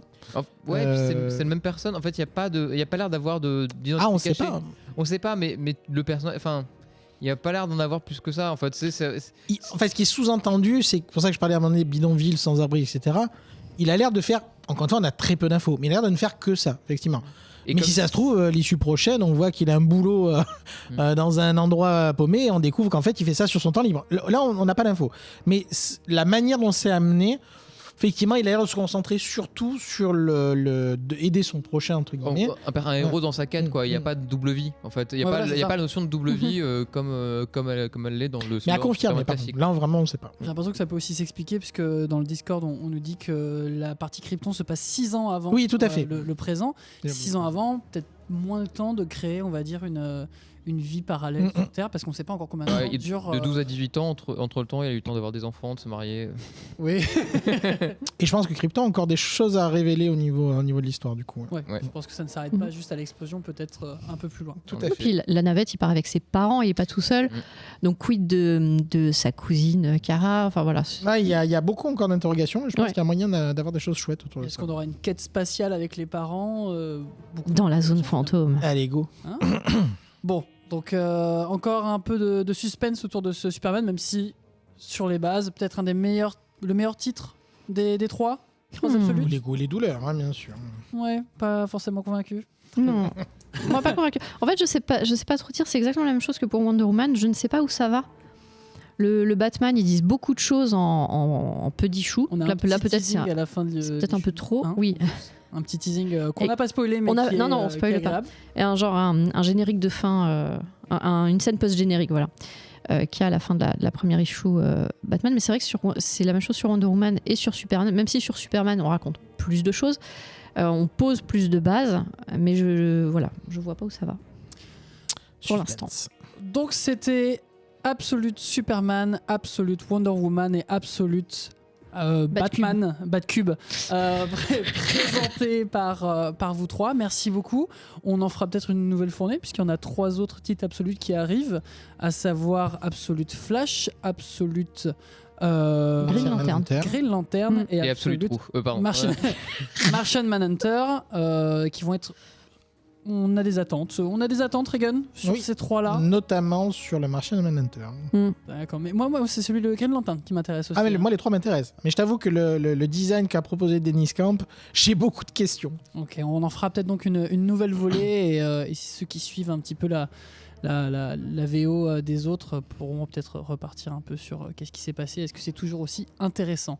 Dernier point, on n'a pas factuellement pour l'instant d'informations. Encore une fois, je parle sans avoir lu Absolute Power. Que les 3 absolus qu'on a vus soient sur la même terre et soient liés. Déjà, à Gateway City, il n'y a pas parlé de Metropolis, de tous les. Donc, On n'a pas parlé. C'est Gotham City dans Batman, je suis même pas sûr. c'est Gotham City. C'est Gotham. ouais, Si, ok. c'est Gotham. Ouais. Mais Par contre, effectivement, les autres, il n'y a pas Metropolis. Est-ce qu'ils sont sur la même planète, dans la même terre mais même Je sais pas. Diana, enfin Pareil. même Wonder Woman n'a pas son alter ego, tout comme Superman Clark Kent. Donc si ça doit arriver, si on a des prémices d'un moment donné d'une Justice League dans cet univers, ça va pas être de suite. Hein. Ok, bon, ouais, pour l'instant, on n'a aucun indice sur ça. Rien. Merci beaucoup à vous 3. On va passer sur la suite, mais avant cela, je vous parlais tout à l'heure de nos chers patronautes.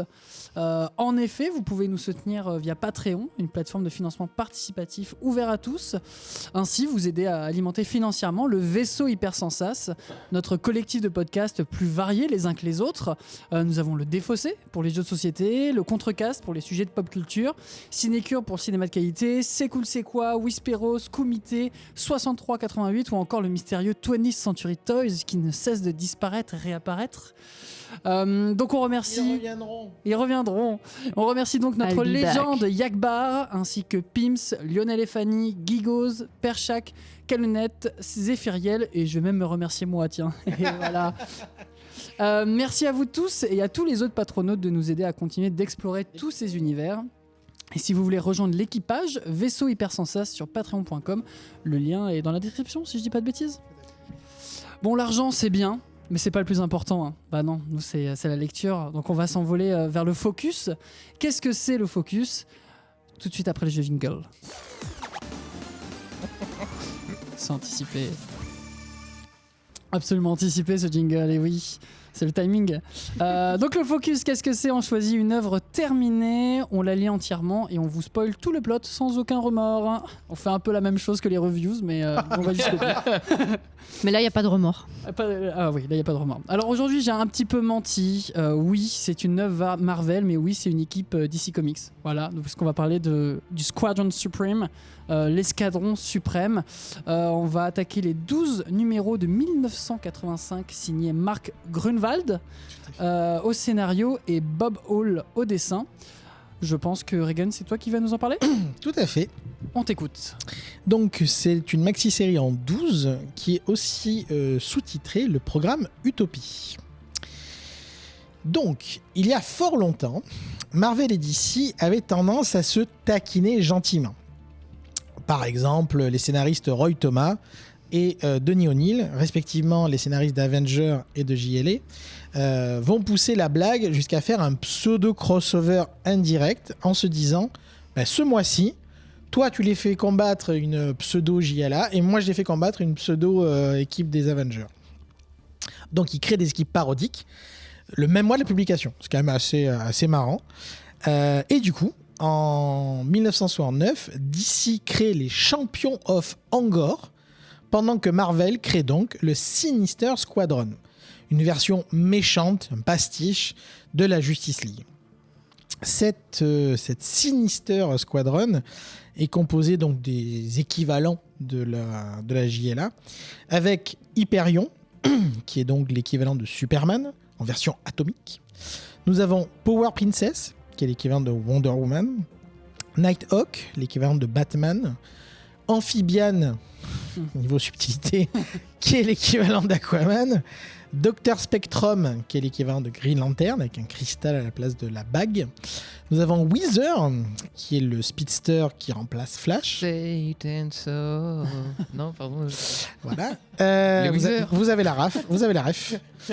Skullian Skymaster qui remplace le Martian Manhunter, qui sera d'ailleurs absent de ce récit pour information. Nucléon qui remplace Atom, Blue Eagle qui remplace Hawkman, Golden Archer qui remplace Green Arrow. Oui, ils y sont lâchés, ils y sont allés. Il y a tout le monde. Il y a tout le monde. Alouette qui remplace Canary et Tom Pouce qui n'a pas d'équivalent, qui est Tom Pouce. C'est ce que je me disais. Non, Tom Pouce, effectivement, qui est une sorte de super génie qui Il a des miettes de pain derrière lui. C'est ce que voilà. j'allais dire. C'est son Et super pouvoir. tu l'as appelé Alouette. En VF, elle s'appelle Alouette, D'accord. effectivement. En anglais, c'est Lady Lark. Tout à fait. La VF. C'est mignon, Alouette. Oh, c'est mignon. Bah, en fait, ça fait penser à tout ce qui est Canary, Ouais, etc. ouais. Et ces personnages vont rester relativement anecdotiques au-delà de la vanne, à part d'en faire une version justement justicier quelques années après, qui s'appelleront non plus le Sinister Squadron, mais le Supreme Squadron, donc l'escadron suprême par la suite. Et comme d'autres persos un peu oubliés, ils vont être un formidable bac à sable pour un auteur qui va pouvoir les utiliser, ici, comme on vous l'a dit, sous la plume de Mark Grunenwald. Donc, nous sommes sur une des nombreuses terres parallèles que peut connaître Marvel, la Terre 712. Et notre escadron suprême vient tout juste de se libérer du contrôle mental d'un super vilain, l'Overmind, et de le vaincre. Mais ce dernier a eu le temps de mettre le monde et l'Amérique en bien piteux état, réduit à un état totalitaire et contrôle du monde. Toutes les infrastructures sont en ruine et les administrations le sont tout autant. Ça sonne assez classique, vous me direz, hein, bon vieux, les méchants contrôler la Terre. Clairement, un départ, tu te dis. Voilà, Oh je dis là bon, là. pourquoi pas, mais bon, Ouais. Ouais, déjà c'est vu, déjà début fait. d'année 2025, quoi, classique. Voilà. D'ailleurs, comme je l'ai expliqué d'ailleurs à Matt en brevet, c'est un setup, mais ça n'a pas ça n'existait pas avant. Hein. C'est pour la mini-série qui démarre là-dessus. Une situation inédite qui pousse l'équipe sous l'impulsion de Zarda, la princesse Amazon que je vous disais, à vouloir proposer un changement drastique. Prendre le contrôle du pays en s'engageant à créer une utopie d'ici 1 an, jour pour jour, et à remettre les rênes du pouvoir, quel que soit le résultat. Ah, là déjà, ça sonne pas vraiment comme vous avez l'habitude de lire des séries de super-héros. Hein. Tiens, des super-héros qui essaient de jouer à Dieu. Tiens non, C'est étonnant. c'est étonnant. Oui, sauf que nous sommes en 1985. J'y reviendrai. Une idée dangereuse s'il en est, et Nighthawk, alias Kyle, donc l'équivalent du Batman, voit clairement le risque fasciste, littéralement, d'une telle entreprise, et décide fait prévaloir la dangerosité de la chose. Mais suite à un vote de l'équipe, il est minoritaire et décide de quitter cette équipe. Il hésitera d'ailleurs littéralement lors du discours à se débarrasser d'Hyperion avant qu'il soit trop tard, que la machine soit lancée. Mais il n'en fera rien, ça reste quand même un super-héros. Nous allons donc suivre les différentes étapes sur 1 an, et surtout de la mise en perspective d'un tel choix, de cette entreprise utopique. En effet, s'engage donc à résoudre les problèmes de l'humanité. Cela implique notamment l'économie, le crime, la maladie, la mort ou encore même la violence. Et notamment, justement, pour la violence, comment arrêter la violence d'un pays. Voilà une quadrature du cercle s'il en est. L'escadron va se lancer dans une vaste opération déjà de désarmement. Sujet, je vous le rappelle, hein, combien sensible aux US. Donc là aussi... Adieu les pampans. Voilà, adieu les pampans. Nous sommes toujours dans un comics chez Marvel, hein, je le rappelle. Hein. Entraînant des émeutes, bien sûr, et une partie de la population prenant d'assaut les usines d'armes en chantant, en hurlant des slogans, mais qui va nous protéger de vous si on n'est pas armé? Lanceront les émétiers. Une question assez pertinente, qui nous protégera de nos gardiens? Oh là là. J'ai pas fini. Mais de quel comics tu as C'est pas Je fini. vois pas la DIL. Mais persuadés de leur objectif, ils vont continuer à dérouler leurs actions et surtout donc combattre le crime. Parce que la violence est bien utile, mais comment le crime? Et pour cela, Tom va inventer une machine à modifier le comportement. Ouh, ça continue à déraper, dites donc. Qu'est-ce qui pourrait mal tourner? Qu'est-ce qui pourrait mal tourner? Permettant de conditionner des humains à ne plus avoir tel ou tel comportement. Les réhabilitant donc de force. Là encore, des voix s'élèvent dans l'escadron en disant « Ouais, c'est un peu chaud quand même ». Mais là encore, les votes vont continuer pour le lancer. Et en prétextant que, de toute façon, ce sera sur volontariat. Hein, y a pas de souci, quoi. Donc cette nouvelle création va encore faire des nouvelles dissensions dans le groupe, notamment, comme je dis, avec ses implications éthiques. Une question tout bête, qu'est-ce qu'un crime? Qu'est-ce qu'un crime? Il y a un crimier. Et oui, les lois sont des règles arbitraires qui sont appelées à évoluer. Une chose qu'on a vue d'ailleurs dans un focus qu'on avait fait du sang sur les mains. La notion de crime est quand même assez relative. Tout à fait. Quel focus d'ailleurs? Et Quel quel grand focus. Réécoutez-le. Et comme je disais, mais là encore, les objecteurs seront mis en minorité. Et la machine sera donc déployée sur volontariat. Il ne faudra pas tarder très longtemps, voire même pas du tout longtemps, pour qu'un abus soit réalisé avec une horreur.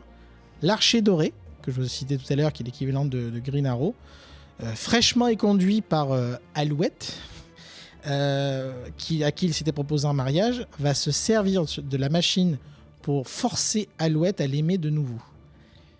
Cet acte horrible, qui est littéralement un viol, hein, appelons les choses telles qu'elles sont, va lui causer son expulsion du groupe. Plus tard, enfin, genre, c'est pas immédiat, quoi. Il y a quand même quelques numéros avant Non, l'importance. en fait, c'est juste le numéro d'après. C'est juste que je Ouais, gagne du mais- temps pour pas. Mais ouais. Alors, oui, le poteau rose va pas être rendu le jour même. C'est quelques jours après, suite à une. Bon, je vous la fais courte, mais en fait, des vilains vont attaquer. Ils vont essayer d'utiliser la machine sur l'escadron suprême. Sauf que Tom Pouce, entre-temps, a mis une sécurité. Sauf que la sécurité n'était pas là avant. Donc, vous voyez encore une action compliquée. Et jusque-là, le récit n'est pas écrit comme des méchants. Ce sont les héros de l'histoire. Je pense que vous voyez un petit peu où on veut en venir avec ce récit. Je vous épargne de nombreuses et très intéressantes péripéties avec les persos, notamment impliquant le fameux Hyperion de l'escadron sinistre que je vous citais au tout début, là, la version méchante, qui va être précipité dans cet univers-là par une sorte de super vilain qui s'appelle Mister Menace. Quel magnifique nom, qui est l'équivalent d'un Docteur Doom. On va aussi parler de la réhabilitation des super méchants, puisque au-delà de réprimer les violences, est-ce qu'on peut pas en profiter pour transformer les super vilains en super héros? Ou encore Tom Pouce à la recherche d'un remède contre le cancer. Ben oui, hein, quand on a dit les maux de l'humanité, c'est tous les maux de l'humanité. Le confrontant au Centurion Rouge, l'équivalent d'un Kang dans l'univers Marvel. Quel numéro, hein, celui-là. Ah non, mais enfin, Celui-là, quand l'histoire de la recherche sur le cancer, le questionnement qui se pose, Ah non, mais ce qui lui arrive. dinguerie sur dinguerie. C'est dinguerie, ouais. Celui-là, c'est vraiment très intéressant. À noter, bon, toujours est-il que Kyle va tout mettre en œuvre de son côté, encore une fois, je vais pas tout vous détailler, pour arrêter cette folie, et que ça culminera avec une confrontation sans concession, y compris en termes d'écriture, de dessin et de personnages, entre deux visions du monde littéralement. À noter un épisode sorti quelques années après qui sert un peu d'épilogue, Death of a Universe. C'est plutôt sympa, mais on n'est pas du tout dans... Donc vous l'avez vu, il y a pas mal de profondeur dans ce que je vous ai raconté. Là, c'est plutôt un bonus cosmique, une menace cosmique, on va la combattre. C'est sympathique, mais c'est pas dans le cœur du propos. Donc là, vous voyez, je vous ai dépeint une série assez impressionnante sur les thématiques que j'ai pu vous décrire. Et le premier point que vous allez me dire, bah ouais, c'est bon, ok, Watchmen, ok, c'est super, on a déjà vu tout ça. Nous sommes en 1985. Watchmen n'existe pas. Bah si, Ah non, c'est en 85. c'est en 86, ça sort l'année d'après. Non, c'est 85 Watchmen. Non. Et du coup, ça signifie Bah, qu'au moment où ça sort, nous avons chez Marvel Secret Wars et Infinite Earths, qui démarrent à peine. On a Calvin et Hobbes qui démarre, pour la petite anecdote. Ou encore la saga de Surtur qui se termine. Et l'année d'après, nous aurons Watchmen et TDKR. Ah, attends, pour moi, c'est 86. J'étais persuadé que c'est 85. Et je ne sais pas si vous captez ce que je suis en train de vous dire. Vous avez vu donc la profondeur du récit, les messages assez complexes, la notion de libre arbitre, etc. Enfin, j'en passe et des meilleurs. Qui nous garde nos gardiens, c'est un an avant Watchmen. Si vous y posez 2 secondes, c'était assez impressionnant en termes d'influence que ça a pu avoir sur le comics. Forcément, beaucoup de monde l'a lu, s'en est forcément inspiré, etc. Et je vous parle même pas d'un Authority qui sortira 10 ans après ou The Boys 20 ans plus tard. Hein. Ça, c'est, j'en parle même pas, c'est cadeau. Donc, on est dans un récit précurseur qui met en place une quantité de choses qui ne feront qu'être repris par la suite. On peut même y voir, donc du Watchmen, vous avez bien compris, hein, qui nous garde nos gardiens. Ou le traitement de Nucléon. Ouais, et puis ce même, de toute façon, même si c'est quand même très différent de Watchmen quand même. Non, mais j'ai pas dit que c'est un copier-coller. Je dis que ce sont des thématiques t'as des bases qui t'as des bases reviennent. similaires, mais les bases scénaristiques est la même, mais les thématiques traitées sont complètement différentes. Ah, qui nous garde nos gardiens, c'est une thématique de Watchmen. Oui, mais alors, Littéralement, ouais, mais sauf que c'est la phrase d'accroche de Watchmen. Ouais, mais c'est un peu moins ça que plus qu'autre chose. Ce n'est pas que ça, Ouais. c'est entre autres ça. C'est TDKR Oui. va aussi avoir un écho dans la résistance à la lente glissade d'un état policier. Civil War, dans l'opposition entre 2 visions du monde au niveau de super-héros. Injustice, encore une fois bien plus tard, mais avec la prise de contrôle de super-héros pour un monde, pour le faire le bien du monde. Je vais vous dire même, il y a un peu de Krakoa dans ce vouloir changer les paradigmes de société, dire concevoir une société différente, bon, là pour les mauvaises raisons, mais néanmoins. Enfin, moi je trouve ça vertigineux qu'en 1985, on ait un récit comme ça qui a déjà tout, alors par petites touches, certaines développées, d'autres moins, mais pour moi c'est mind-blowing littéralement.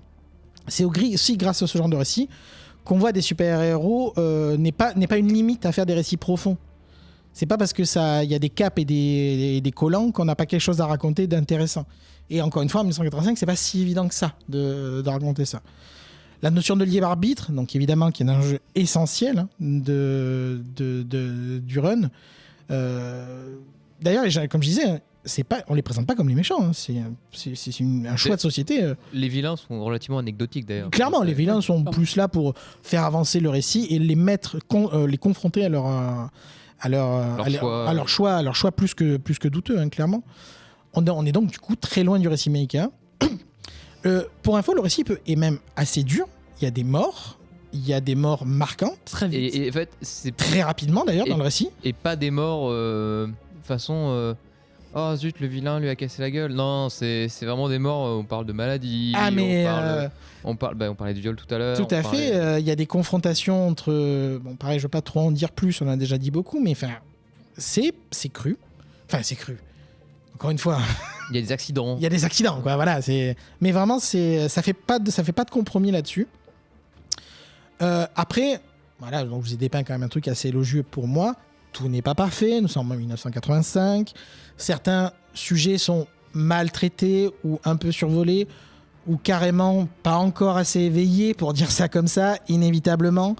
C'est pas une excuse, mais voilà, il faut en avoir conscience, effectivement.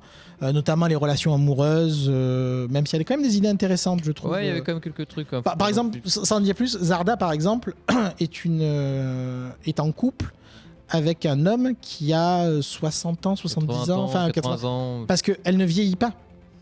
Tandis que lui, oui. Et elle reste avec lui. C'est l'équivalent de Wonder Woman qui restera avec Steve Trevor. Exactement. Mais, 60 ans plus tard qu'à les années 40. Et vraiment, enfin voilà, donc c'est pas très développé, mais il y a des choses, des petites graines, des petits trucs Puis, intéressants. C'était vraiment aussi. Moi, il y a un truc que je trouve fascinant, c'est que les mecs pensent vraiment qu'avec leur bite, littéralement, ce comics, et chaque fois, ça le mène à leur perte, à chaque fois. Il y a à chaque fois, le numéro, en fait, les mecs pensent avec ça, c'est vraiment le début de leur perte. C'est le moment où ils sont plus rien. À noter en petit bonus que bien des années plus tard, les personnages sont une nouvelle fois réinventés dans Supreme Power de JMS, qui va en donner encore une nouvelle version assez intéressante là aussi. Je vous recommande d'ailleurs assez bien le récit qui est très cool, qui fut une belle réussite là aussi dans sa catégorie. Donc voilà, moi j'ai envie de dire, je voulais aborder ce comics parce que tout est déjà là. Tout va se développer évidemment bien plus profondément sur certains aspects, d'autres vont être beaucoup plus développés, comme on l'a dit. C'est pas un pré-Watchmen, c'est juste que c'est tellement incroyable de considérer ce récit en 1985 avec des super-héros. Quand je vous dis à l'époque, quand vous regardez ce qu'il y a à côté, c'est pas du tout l'ambiance, hein, ça viendra après cette ambiance-là, quoi. Et donc vraiment c'est un récit fondateur qui je pense a influencé énormément d'auteurs par la suite. Ouais. Est-ce que tu penses que ce récit a influencé notamment Watchmen, qui lui en fait va influencer tout le reste pourquoi ce récit-là, qu'est-ce que ce récit-là n'a pas que Watchmen a qui lui a donné cette aura en fait, très particulière. C'est quand même une série de super-héros avec des enjeux de super-héros. Donc il y a certains éléments qui vont être, comme je disais, un peu plus survolés ou pas aller jusqu'au bout. Et un truc bête avec des dessins d'époque très génériques, enfin je trouve pas très, c'est pas très Alors, beau. je suis pas tout à fait d'accord. C'est juste que c'est un trait enfin moi, C'est un trait d'époque, oui. Bobble, je trouve ça très joli. Après voilà, les goûts et les couleurs, ça c'est toujours pareil. Hein. T'as moins un côté, t'as pas un Dave Gibbons qui a un trait très particulier. T'as pas un Frank Miller qui avait son trait très particulier. Je sais pas, moi je trouve que c'est plutôt vraiment dans la catégorie. Enfin, moi la partie graphique, je la trouve plutôt belle. J'aime pas trop, moi. Classique, mais clairement plutôt belle. Je trouve aussi que c'est un style particulier. C'est un style particulier justement, mais qui est propre à l'époque. Mais après, qu'on a beaucoup vu, parce que si tu ouvres du Spider-Man, du X-Men de l'époque, ça se ressemble, mais parce que c'est la tendance du truc. Oui, bien sûr, c'est ça. Il y a même du John Buscema d'ailleurs dessus. Il n'y a pas que du Bob Hall, soit dit en passant. Mais j'ai vu du Stan Lee même. Ouais, alors Stan Lee au niveau dessin, c'est un peu plus compliqué. Mais et pour autant, tu disais que c'était très classique en fonction de l'époque. Et pourtant, un an plus tard, on a Watchmen, complètement différent graphiquement.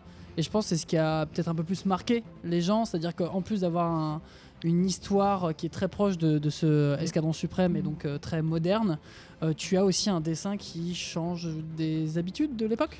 Oui, et puis Alan Moore est un scénariste, voilà, il a rien à prouver en l'occurrence, évidemment. Même si Grindelwald s'en sort admirablement bien. Je trouve ça très intéressant en tout cas. Mais oui, ce qu'il y a, c'est que on va pas vous faire la review Watchmen là, mais Watchmen va être un tel millefeuille, c'est-à-dire que au-delà des récits que je vous ai dit, par exemple les Who Watch the Watcher, il va y avoir aussi une parabole sur l'industrie du comics. Enfin, il y a 15 couches de lecture à Watchmen. Enfin, en termes d'écriture, c'est aussi ma boule. Le travail est encore plus profond en amont, etc. Mais là, une maxi-série qui, à la base, était avec une groupe de héros lambda, arrivait à en tirer autant de choses. Ouais, pour le coup, c'est assez impressionnant, même si effectivement les enjeux seront beaucoup plus importants pour Watchmen. En fait, là où il réussit un truc, c'est que quand tu regardes tous ces héros qu'il utilise, ce qui est confondant, c'est leur naïveté. En fait, fondamentalement, c'est des gens qui se croient, ils se privilégiés, mais naïfs de leur privilège d'être, se croire au-dessus de tout et croient vraiment, sincèrement, et ils y croient vraiment qu'ils vont réussir à tout résoudre. Faut le premier degré. Ouais, voilà, faut le premier degré. Et cette la naïveté, classe en politique.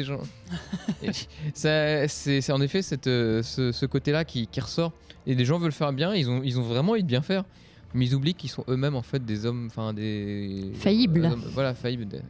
Et qu'est-ce que ça les rend sympathiques dans le récit, quand même? Ça dépend lesquels. C'est ça qui est intéressant, c'est que c'est pas uniforme. C'est pas Il y en a certains où tu sens vraiment le trouble. Il y en a certains, quand tu vois, ça rentre en détail, certains vont quitter quand même l'équipe au bout d'un moment en disant non mais c'est bon, ça fait 2 fois qu'on arrête les conneries quoi.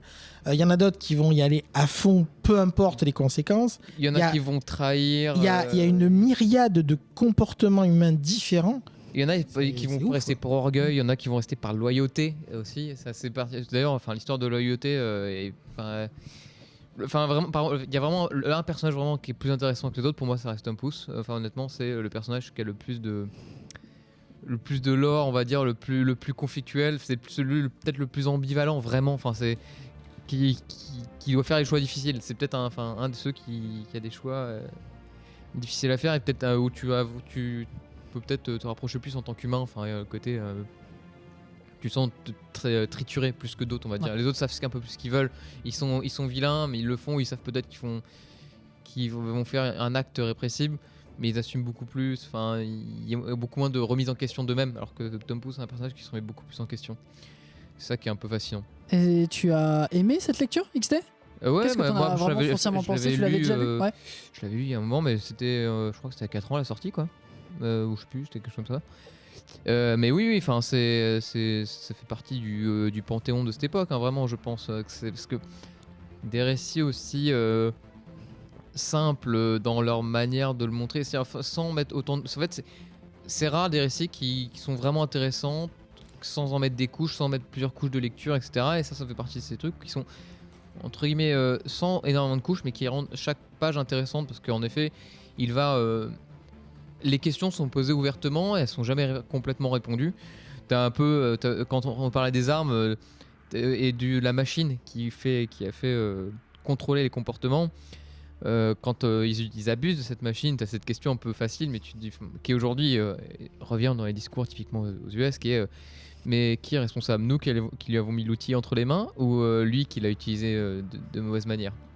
Parce que le fameux question de la capacité ou la volonté, ou etc. quoi. Qui est pas mal dans pas mal de débats. Mais donc du coup ouais, c'est très riche en débat, ça répond clairement pas à tout. Même si je trouve la fin un peu facile, mais un peu facile dans le sens où une forme de on revient au status quo, c'était mieux avant. En fait, ils disent pas c'était mieux oui. avant. Non, mais ils disent pas c'était mieux avant. Non, mais ce que je veux dire, c'est que c'est pas. Ils disent pas c'était mieux avant, mais en fait, je trouve que la conclusion m'a fait dire ok, c'est un Américain qui l'a écrit. En fait, ça aurait été écrit par un Anglais, le final aurait été différent, je pense, ou un Français. Enfin, en fait, il y a un côté culturel qui fait que je trouve que la fin est très américaine.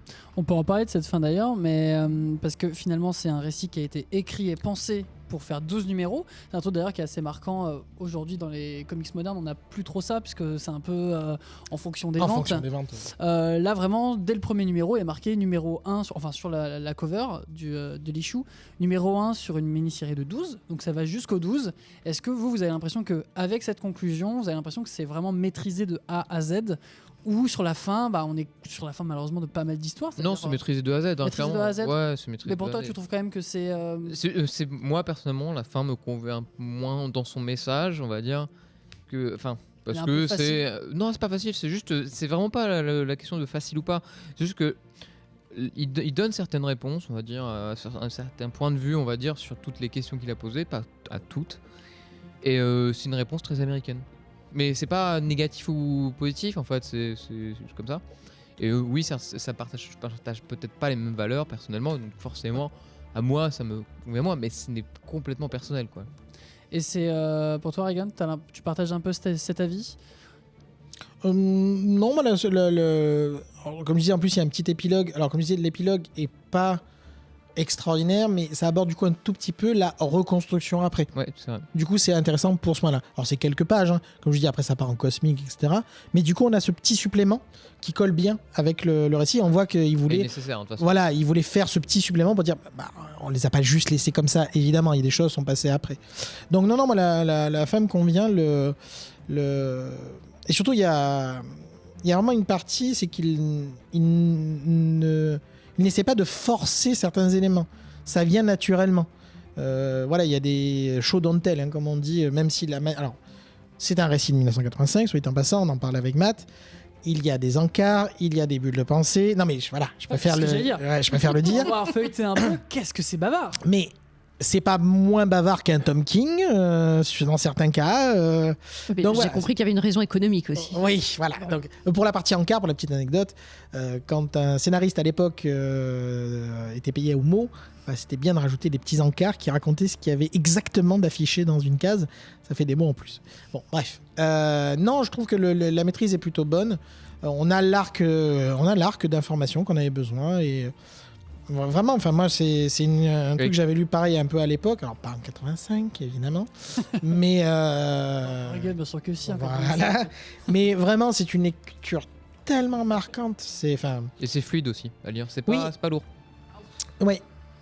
Non, mais non, vraiment. Ah non, mais Le- pour avoir lu un petit peu, Ouais. j'ai trouvé ça plutôt lourd. Surtout la première issue où il y a. Ouais. Il y a beaucoup d'infos en fait. Comme on Oui, disait, mais- vu qu'il imagine un setup comme si ça existait déjà, comme si la Voilà. Terre existait déjà avec tout ce qui s'est passé, tu te fais bombarder les 2-3 premières pages, très clairement. Il faut rattraper un peu, quoi. Voilà, mais après, Après, ça roule honnêtement, tout seul. ça roule. Honnêtement, ça roule quoi. Ben, merci beaucoup. Petite question d'ailleurs, là c'est la première version de l'Escadron Suprême.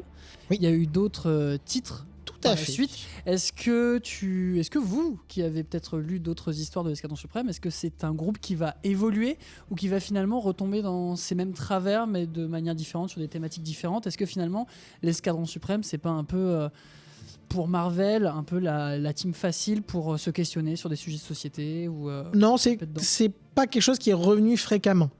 C'était vraiment l'œuvre à un instant T, à un moment M. Ça va pas être leur excuse pour aborder des problèmes de fond à tous les 6 mois, quoi, ou même tous les 10 ans. Non, par contre, ce qui est notable, c'est que, donc, comme je disais, donc, il y a eu le Supreme Power de JMS. Il y a aussi eu plus récemment une réutilisation de l'Escadron Suprême avec une nouvelle version dans l'univers Marvel classique, avec des super-héros à la botte de Coulson. Voilà. C'était dispensable. Par contre, à noter qu'un des personnages ont une histoire un peu plus développée. C'est pas le seul, je crois que Dr. Spectrum a aussi d'autres choses, mais surtout Hyperion. Parce que Hyperion, c'est un personnage qui va être sorti un peu de cette continuité-là et va se retrouver dans l'univers même classique, puisque notamment il a fait partie des Avengers de Jonathan Hickman. Très bien. Et toi, Cherno, en écoutant un peu ce grand monde, sans avoir vraiment lu vraiment entièrement, ça te donne envie de lire? Ça te donne envie de te plonger là-dedans? Oui, complètement. Surtout le style graphique pour moi est un petit côté Madeleine de Proust, puisque j'avais découvert les comics par les X-Men des années 80-90, donc on est toujours dans la même veine. Ah, Donc puis moi, ça me l'ambiance avec parle. Buscema, tout ça, c'est cool. Hein. Ouais, il y a un petit côté doudou et sur l'histoire, effectivement, je suis très grande fan de tout ce qui est Watchmen, The Boys. Enfin, à partir du moment où on commence à aller titiller la boussole morale de tout le monde, j'aime bien parce que ça pose les bonnes questions et ça montre que parfois on peut avoir des trous dans notre propre boussole morale. On se dit, bah tiens, moi, qu'est-ce que je ferais, etc. Et oui, c'est avant-gardiste. Tu disais que ça pouvait poser les bases d'un Watchmen qui sort peu de temps après. Mais il y a même plein d'autres choses, hein. Tout ce qui est... ça y est, je l'ai plus, les Civil War d'Avengers, ce genre de trucs. Les super-héros qui se fâchent, etc. Alors dans la Bat Family, c'est sans arrêt. Il y a des dramas un peu... on est là-dedans et c'est plutôt bien. C'est vrai que les seuls dramas qu'on connaissait à l'époque, comme tu dis, c'est avant-gardiste. Les dramas, moi, que je voyais, c'était dans Justice League of America, mais encore, c'était vraiment minime. Et éventuellement dans les X-Men, mais c'était beaucoup, un peu comme c'était dit tout à l'heure, à un moment donné, t'as des gars qui savent pas trop où tourner leur cœur, on va dire ça joliment, et ça fait des histoires, et ça se limitait à ça. Donc c'est là où, effectivement, moi, ce que j'entends, c'est que ça pose les bases, pas d'une nouvelle génération, mais de nouveaux récits dans les comics ensuite. Donc moi, ça m'intéresse vachement. Okay. Bah, merci beaucoup, Cherno. Merci beaucoup, Regan. Merci Je beaucoup. rajouterai juste une toute petite chose. C'est disponible chez Panini en français, encore actuellement dans un Deluxe. Très beau Deluxe. En d'ailleurs. gros, Très beau, gros ouais. pavé. Un bon gros Deluxe. Ouais. Où dedans, il y a aussi, tu m'as dit... Donc il y a l'épisode que je disais un peu conclusion, Ouais. supplément, et il y a même l'épisode bonus Captain America. Je vous épargne, c'est anecdotique, mais à un moment donné, il y a un personnage qui va passer d'un monde à l'autre. Voilà, c'est Ok. pas... Très bien. Merci beaucoup à vous trois pour ce petit focus et on va passer au hors les bulles.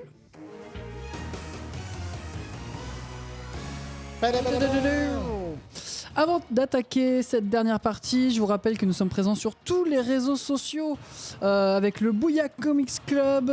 On est sur Facebook, malheureusement, on n'aime pas trop Facebook en ce moment. On est aussi sur X avec Comics Podcast. On n'aime pas trop X. pas non trop plus. non plus. Mais aussi Blue Sky, Threads, Instagram. On n'a plus trop thread non plus d'ailleurs. Oui, bon, bah écoutez. Et Instagram. Oui, bon, bah. Qu'est-ce qui reste Blue Sky, rejoignez-nous sur Blue Sky. Toujours sur Comics Outcast, à peu près, on va trouver Oui. c'est à peu près ça. Je confirme. Mais enfin, surtout, il y a le Discord du vaisseau Hypersensas. Si vous avez l'habitude de nous écouter, c'est un peu the place to be. Pas de modération, mais un vivre ensemble qui ferait rougir l'escadron suprême. Et ouais, la véritable utopie se trouve sur Internet, et c'est chez nous précisément. Waouh. Donc pour conclure C'est ce beau. formidable épisode, on va parler des univers comics donc dans le hors les bulles, mais hors papier. Il peut s'agir d'un film, d'une exposition, d'un podcast, d'une boisson alcoolisée à base de vodka ou même d'une série, comme par exemple Créature Commando, notre hors les bulles du jour. Qui veut se lancer, Charno? Parce que ouais, ça te tente? Ça me tente. Allez, Alors, je commence. Créature Commando Je... sur HBO Max, c'est ça? Ouais, c'est sur Max. Et Oui, accessible par MyCanal. MyCanal. Par MyCanal, on y a accès. Prime aussi, je Mm. crois. Ouais, je crois, un truc comme ça. Tout à fait. Alors, on est sur une première saison en une dizaine d'épisodes. Format très court, donc très cool, parce que ça revient un peu les formats animés. Enfin voilà, les séries de 10 épisodes, mais chaque épisode dure 1 heure. Enfin, on n'a pas le time. Enfin, moi, j'ai pas le time, je sais pas vous. Donc, mini-série comme ça, des épisodes d'une vingtaine de minutes, et ça va vite. On en avait déjà un peu parlé, c'est ce qu'on avait dans X-Men 97. Ça va vite, ça envoie, on n'a pas le time et on n'a pas beaucoup de temps pour raconter des choses, donc on va y aller. Et on ne fait pas dans la dentelle. Et quand on ne fait pas dans la dentelle, voilà, rien n'est épargné. C'est-à-dire, je vais situer un peu, je vais placer le décor avant de parler de l'histoire vraiment ou du reste. En termes de décor et de contexte, sachez qu'il y a de la violence. Il y a de la violence, il y a du sexe, il y a du sang, il y a voilà, on est dans le gore, on n'est clairement pas dans une série animée pour les enfants et même pour adultes, beaucoup de trigger warning. Pour autant, ça reste pour moi dans l'ensemble très bon parce qu'on a une DA qui est bien. L'animation laisse un peu à désirer, c'est saccadé des fois Ouais. En termes de qualité d'animation. C'est en dents de scie. Ouais, là, tu trouves que c'est en dents de scie. Moi, j'ai trouvé que c'était pas très Il y a bon. quelques moments assez impressionnants. Ouais. Et toujours pareil, il y a des questions, j'imagine, de budget, c'est toujours le même problème, parce que c'est Bobby Pills, je crois, qui a fait l'animation. Donc c'est pas non plus des gens qui savent pas faire. Hein. Donc je pense qu'il y a une question de budget aussi. Ok. Parce que moi, j'ai trouvé ça pas très bon en termes d'animation, mais les dessins très cool. Et chose aussi, je ne connaissais pas du tout ces personnages. Donc, ce qu'on découvre vite quand on commence, c'est que tout de suite, on vous place le décor, on vous le place dans dans la continuité du Suicide Squad, du film, qui devient donc canon, puisqu'on parle à un moment donné, on parle de la fameuse étoile géante, si vous avez vu le film. Donc bien The Suicide Squad de James Gunn. Exactement. Mais on est dans l'univers de James Gunn. Et d'ailleurs, c'est très rigolo. Et c'est peu dire. Et c'est peu dire. J'ai trouvé rigolo parce que tout de suite dans le générique, vous avez un générique façon années 90 avec chaque personnage qui est présenté. Et à la fin, il y a un personnage de façon animée, c'est James Gunn. Je me dis, tiens, c'est la première fois qu'on a le scénariste qui est présenté comme ça. Donc lui-même s'intègre dans son univers. Après tout, est-ce qu'on n'a pas fait des caméos avec Stan Lee? Bon, ma foi. Après, je crois que... Ideo Gun, quoi. Ouais. Après, Clairement. Ideo Gun. je crois que il n'était pas au courant. Quand la première fois où il l'a vu, J'ai lu ça, effectivement. C'est l'équipe qui a fait la cette surprise, petite surprise de l'avoir dessiné. C'est Mims. Et donc là, clairement, il pose son univers. Qu'est-ce qui est canon? Qu'est-ce qui est pas canon? Je reprends les rênes du truc. Donc Suicide Squad, c'était canon. Ce qui s'est passé, c'était canon. Et d'ailleurs, on retrouve c'est vrai que c'était vachement beau, ouais. c'est canon dans l'histoire, voilà. Je précise, puis il y a des petits trolls autour de cette table. Et du coup, on retrouve certains personnages, mais on va les mettre dans un autre contexte. On retrouve, alors je sais plus quoi, je sais jamais comment il s'appelle en français, l'espèce de créature bizarre, l'animal. Weasel. Weasel. En anglais. La belette. La belette, voilà, c'est ça en français. Donc on retrouve Weasel, puisqu'à la fin de Suicide Squad, on croit qu'il est mort, et puis finalement, tout à la fin, non, il est pas mort, donc lui on le retrouve. Et c'est pas vraiment une créature humaine. Et d'ailleurs, comme tous ses compagnons, on va le même principe que Suicide Squad, sauf que c'est pas des humains, ce sont des créatures, des monstres. Puis bien sûr, pendant tout le long des épisodes, on va se demander mais qui sont les vrais monstres, etc. Ça, le thème est plutôt classique. Hashtag ça fait réfléchir. Ou des robots aussi. Ou des robots. Ça, c'est important, les robots. Ou des robots. C'est important, les robots. Donc, pas d'humains dans cet escadron suicide composé de monstres qu'on va envoyer en mission. Et d'un tueur de nazis. Voilà. Très important. Et encore, quand je dis pas d'humains, alors il y a des humains modifiés, des robots. Ouais, humanoïde. Donc pour les 10 épisodes, bon, je veux pas trop spoiler, mais on les envoie dans une mission. A priori, c'est simple. Finalement, ils reviennent et puis ils se font manipuler par Circe. On en a parlé tout à l'heure avec Absolute Wonder Woman. Donc, ce qui est a priori la méchante de l'histoire, mais pas tout à fait. Enfin voilà, je veux pas trop en dire. Cette première saison, pour moi, 10 épisodes, ça nous présente des nouveaux personnages comme la fiancée de Frankenstein. Et oui, on verra également Frankenstein. Meilleur perso. Quel est votre perso préféré? On va avoir des choses à dire. Hein. Ouais, on a un débat. Il n'y a pas de débat. Il y a la fiancée, il y a la femme poisson qui nage sous l'eau. Il y a donc Weasel, la fouine. Il y a le robot tueur de nazis, qui pour moi est le meilleur personnage. Clairement, il n'y a aucun doute là-dessus. Et il est très drôle. Il y a, alors ça y est, j'ai plus son nom parce que j'ai vu ça il y a plus d'une semaine. Dr Phosphorus. Merci. Il me souffle les réponses, c'est trop bien. Dr Phosphorus, donc un type qui est radioactif. Et c'est un peu comme les absolutes qu'on a eu. Pour chaque personnage, on va avoir des flashbacks. Donc chaque épisode va nous proposer un flashback pour chaque perso pour nous donner son origin story. Et au début, c'est des monstres, c'est des sales types, c'est des sales nanas. Et quand on voit l'origin story, on dit mais en fait, ils sont juste victimes de la vie. De les conséquences, de la société. C'est pas eux les vrais monstres. Ils vivent dans une saucisse. Hein. Non, mais oui, clairement. On vit dans une saucisse. Dans quel monde où quand tu tues des nazis, tu te fais. Voilà. C'est quoi donc c'est le monde d'aujourd'hui. Pour moi, c'est caricatural, c'est drôle, ça fonce dans le teint. Hein, bon, voilà, on veut arracher des membres, on arrache des membres, et puis on fait ça de façon très rigolote. Et souvent, mais ça c'est très James Gunn. Deux choses, c'est les musiques. Dès qu'il y a une scène de combat, Alors, je vais faire une parenthèse parce que j'allais le dire après, mais j'en peux plus. J'en peux plus. Premier degré. C'est ça, une signature. Alors oui, mais pas à chaque épisode. J'en peux plus. Ah bah là, il l'a fait à chaque épisode. Hein. Littéralement à chaque épisode. Voire même 2 fois dans certains épisodes. Le même groupe en plus, non? Jean Bordello. Ouais, ça a l'air d'être ça. Ce gros, j'avais 17 ans. Le gimmick musical, j'en ai plein les bottes. Et là, il est forcé de ouf. Voilà, je devais faire la parenthèse parce que j'en pouvais plus. Ah non, on lui a demandé de faire du James Gunn, il fait du James Gunn. Et il y va à fond. Et parce c'est que vraiment pour cette raison que moi, le Superman m'inquiète. Malgré la bande-annonce qui me paraît prometteur, mais bon, je pense pas qu'il va oser faire ça dans... Bon, on verra. On n'est pas sûr. On aura le temps de faire un Shelby sur le Superman. Enfin voilà, donc moi j'ai bien aimé ça, j'ai aimé le côté grotesque, parce que c'est ça finalement qui fait la caractéristique de la série. Le côté grotesque, touchant, un peu simpliste sur les thèmes. Oui, les vrais monstres, c'est pas ceux qu'on croit. Voilà, on juge les gens pour leurs apparences. Donc ça, c'était très très simpliste. On est là pour s'amuser, on va dire. Ouais, en arrachant des membres et en tuant des gens, je suis pas sûre, mais voilà, c'est pour ça que je le qualifie de grotesque. Pour autant, j'ai bien aimé la série et j'ai bien envie de voir la saison 2. Clairement, ces premiers épisodes qui est confirmée, hein, on est d'accord, la saison 2 est confirmée. Ouais, elle est confirmée. Ça posait juste les bases. Confirmée par le patron d'ici.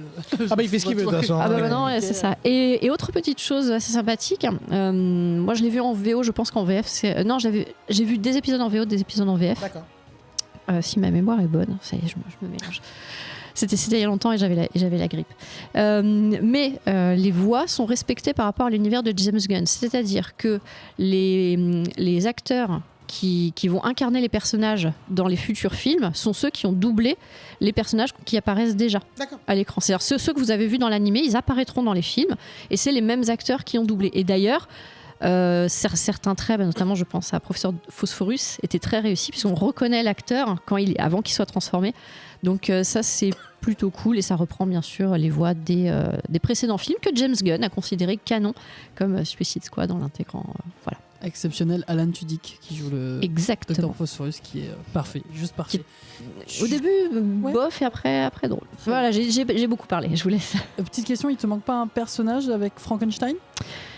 Si. Alors, le côté grotesque, je le trouve beaucoup dans ce personnage-là, notamment. Ouais, alors lui, il fait pas partie de la team Esquadron.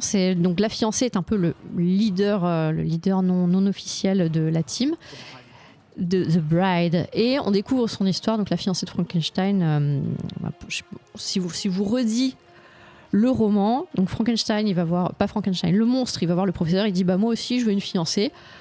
Et le professeur il dit tu me saoules, ok. Donc il lui en fait une et puis elle meurt. Elle est morte, dommage. Donc Frankenstein, le monstre, parce qu'encore une fois il a pas de nom, Il n'est pas content, il va tuer la fiancée du professeur. Ça, c'est le livre. Et on repart de ça, où là, on change l'histoire. Donc, je vous spoile pas les relations entre eux, mais il y a un triangle.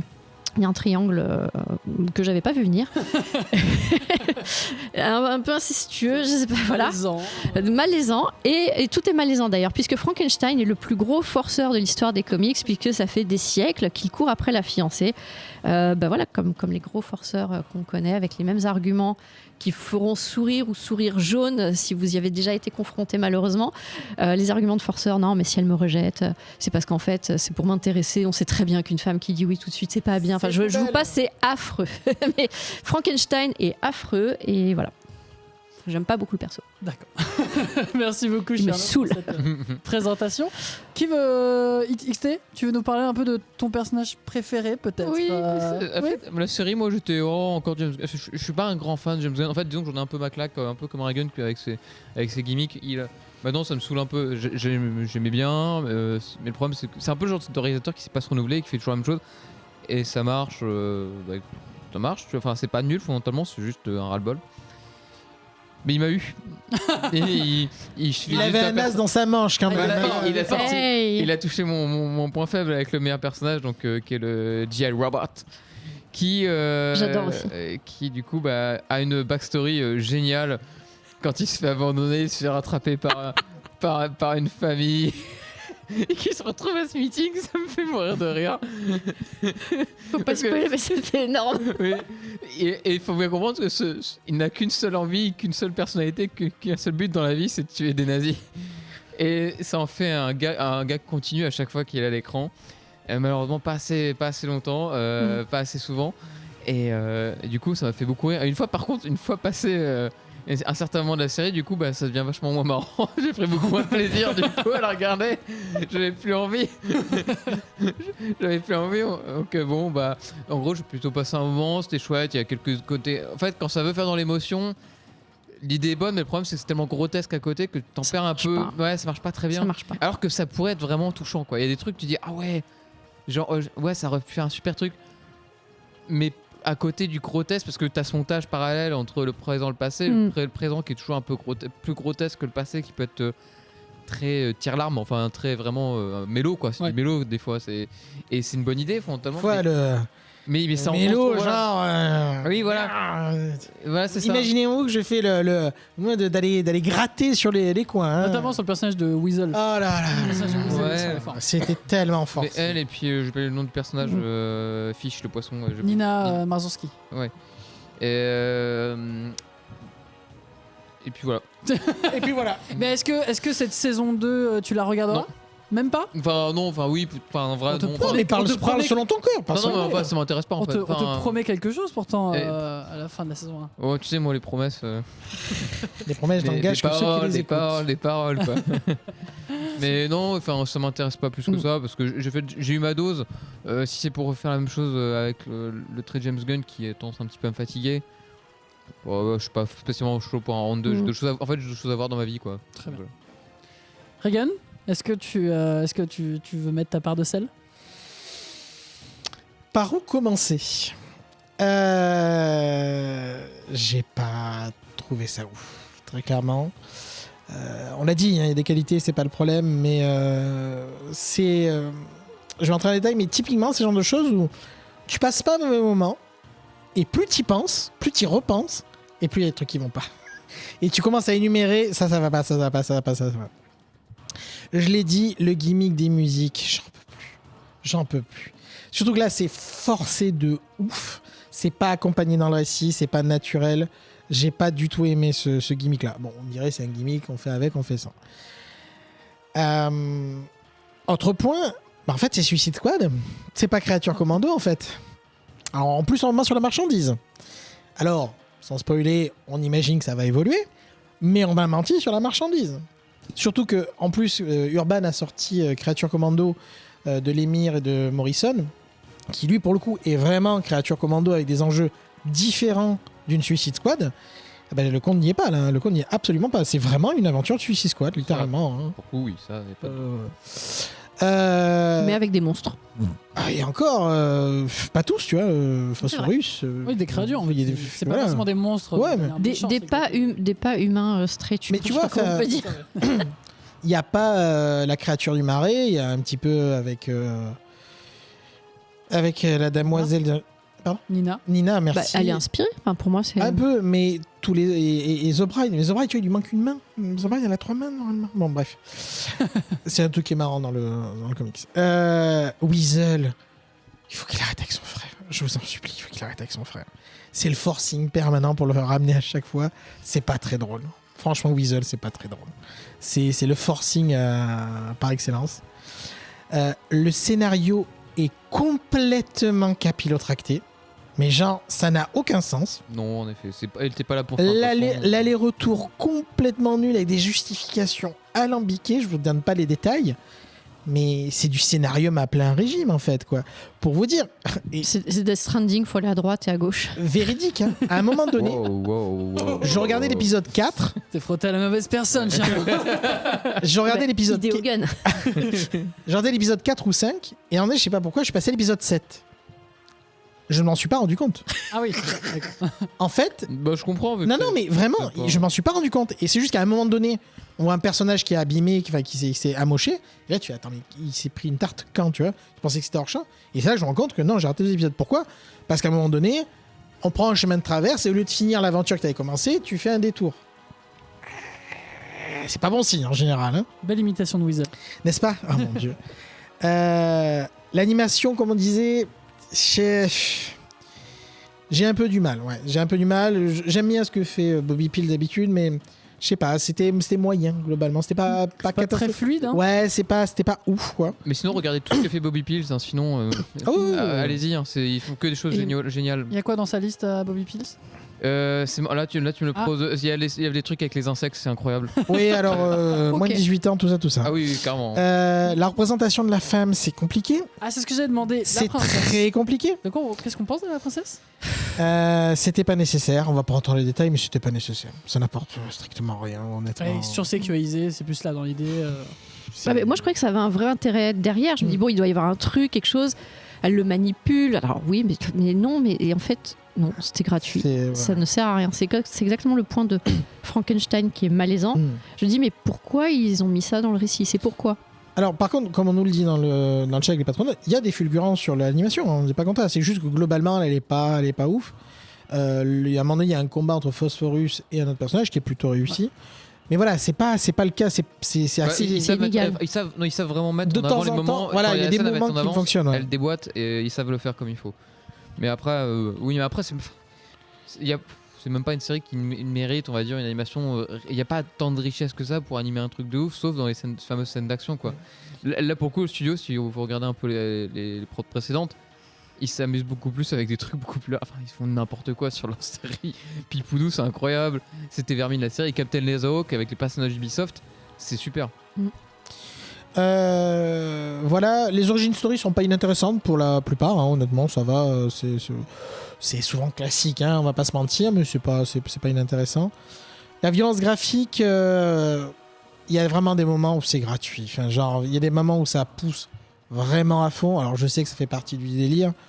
C'est pas trop ma cam. Il y a des moments où c'est bien fait ou bien justifié, ou visuellement ça me fonctionne bien.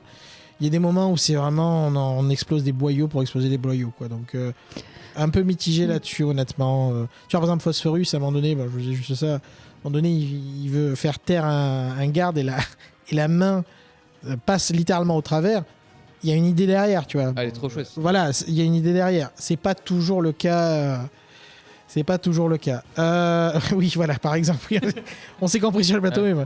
Mais donc, ouais, je suis vraiment mitigé. C'était pas catastrophique, encore une fois, mais j'avais peut-être un peu plus d'espoir parce que c'est quand même la première brique du nouveau DCU, quand même, techniquement.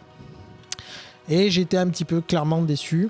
J'ai pas parlé d'un personnage parce que c'est une des réussites, effectivement, de la série. C'est G.I. Robot, effectivement. Qui malheureusement, j'ai peur que pour la suite soit beaucoup moins intéressant. On verra. Mais en tout cas, oui, l'arc chez Aérobot. Et c'est vraiment un super épisode, quoi. Enfin, Là, vraiment- pour le coup, la série vaut le coup, ne serait-ce que ça pour- fonctionne bien. de voir cet Donc, épisode. vraiment mitigé. Pas une catastrophe, mais vraiment mitigé. Mhm. Après, voilà, je suis sûrement pas le public, tout simplement. Le délire un peu foutraque, machin. Je trouve que ça monte les potards pour pas grand-chose. Et ce scénario, c'est indigent. Enfin, vraiment, les allers-retours. Oui, mais ça, t'es pas là pour ça. Enfin, Ouais, mais au bout d'un moment, pas enfin, pour ça. on pourrait avoir un scénario correct quand même, tu vois. C'est pas. Je suis là pour passer un bon moment. Ouais, je suis pas là pour souffrir, quoi. Je suis pas là pour souffrir, ok. Donc, ouais, mitigé. Vraiment très mitigé. Mais ce n'est pas une souffrance, hein, effectivement. Voilà, on Ah non, on en non, rigole, j'insiste, je suis pas hein. là pour souffrir. C'est plutôt cool. Voilà, moi, ça rejoint ce que tu disais. Il y a beaucoup de choses inutiles. Comment tu mets du gore à outrance, de la toxicité masculine, on va pas se mentir, voilà, on dit les mots. Et à côté, tu vas sortir des thèmes presque enfantins, genre les vrais monstres, c'est pas ce qu'on croit, nanana. Donc comment tu sors un truc gore comme ça, et le fond et le propos de l'œuvre est pas... bof. Ouais, c'est plus la question à qui s'adresse Aussi. Créature Commando. Est-ce que les gens qui ont déjà Eh bien, c'est l'habitude une bonne de question. cette violence, est-ce que c'est je suis pas sûr que ça Bah, je soit eux pense- d'éduquer sur les vrais monstres sont Non, mais ils sont ont, parmi nous, quoi. ils ont quand même, toujours un épisode de besoin national, quoi. Enfin, il y a quelque chose, il y a un épisode, faut le voir. C'est une question d'éducation nationale. Il faut le voir. Regardez l'épisode avec G.I. Robot, C'est clair. voilà, je crois que c'est le quatrième ou Ouais. le cinquième. C'est un besoin. Et vous il faut pouvez le regarder. voir sans regarder. C'est un le besoin reste. d'éducation, ouais. En fait, c'est un moment d'éducation pour que vos enfants. Mais je maintiens que pour moi, mon plus gros problème, c'est c'est de ne bonne pas note. avoir fait une série Créature Commando. Ouais, Il y avait, justement, ouais. vraiment, il y a un raté de ce côté-là. Encore une fois, si vous avez lu le comics qui est assez intéressant, alors malheureusement, on a spoilé qu'il n'y a pas tellement de fin, malheureusement, sur le run de le l'émir. Frankenstein présente Exactement. Créature Commando. Oui. Il fallait partir sur du fantastique, il fallait partir sur du paranormal, fallait aller là-dessus, tu vois, il fallait y aller avec des personnages vraiment paranormaux, comme on voit à un autre moment de la série, sans en dire plus. Et c'est dommage. Honnêtement, c'est ça qui m'a le plus frustré, je pense. Donc t'es resté sur ta fin. Ah, complètement. Et quitte à se T'as ra- trop attendu, quoi, en fait. Non, c'est juste, je voulais pas voir Suicide Squad. Juste ça. Ok. Ouais, quitte à se rapprocher aussi après, comme dans les comics, du Shade, la création du Shade et autres. Complètement. On verra ce que ça donne, mais c'est vrai que c'est un des trucs. Et d'en faire Frankenstein ce qu'il est, ce qui est complètement différent des comics, avec un caractère très toxique, masculinité toxique. Je vois ce que ça dénonce, et en même temps, le personnage est beaucoup trop sympathique pour être, Ça fonctionne pas du pour coup. être critiquable. C'est ça. À un moment donné, tu te dis, ouais, non, mais c'est méta. Ouais, mais quand t'es trop méta, tu contribues au truc. Donc ça va pas. Non, mais ça rejoint aussi peut-être ce problème avec la princesse et sa représentation. Inutile aussi. Donc pas de saison 2 pour vous. Ça vous intéresse pas trop? Aussi, moi, oui, parce que je suis curieuse. Et puis, voilà. Et je fais partie de ces gens qui ont aimé Morbius. Alors, je suis bon public. Très bien, merci beaucoup Cerno. En balotage pour ma part, la saison 2. XT, je te dirai s'il y a des nazis. Comme ça tu pourras regarder. Ah, ouais, non, là, on reparle. Est-ce que vous êtes un nazi? Non, mais c'est ce que dirait un nazi. Et ça, c'est Voilà, juste retenez c'est cette devenu un phrase. mème d'ailleurs qui est là C'est pour le coup, génial. qui est parfait. Merci à vous trois, merci XT, merci Regan, merci, Merci à toi. Cherno d'avoir nous raconté tout ça pour les reviews. Absolute Superman, Absolute Batman, Absolute Wonder Woman. Absolute Comics Outcast. Absolute Comics Outcast, Absolute Intro, Absolute Roux. Merci aussi pour ce focus sur l'escadron suprême. Merci pour ce hors les bulles sur les créatures commando.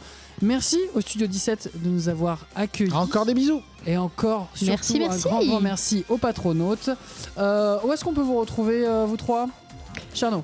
Moi, je suis sur tous les réseaux sociaux sous mon pseudo, Chernobog. Et également, je chronique pour un site média, l'info tout court. Parfait. Regan. Sur les réseaux sociaux habituels, donc Gérovite sur Instagram, Prigmore sur Twitter, et pour tout le reste, Reagan.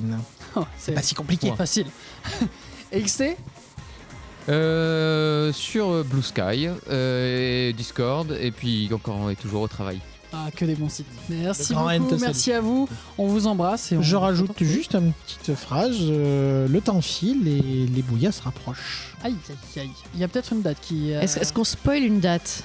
Pas encore, mais très D'accord. très vite. D'ailleurs, au moment où sort cet épisode, vous l'avez peut-être déjà. Oui, elle sera certainement déjà diffusée. Parce que je rappelle qu'on a un peu d'avance. Mais non.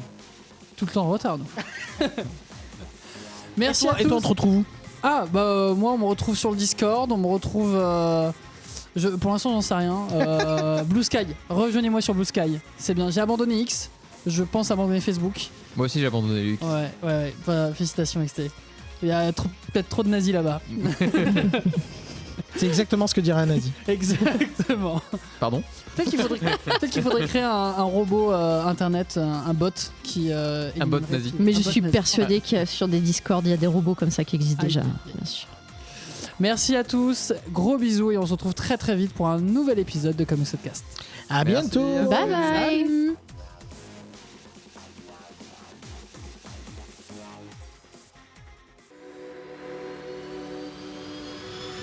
Fin de transmission.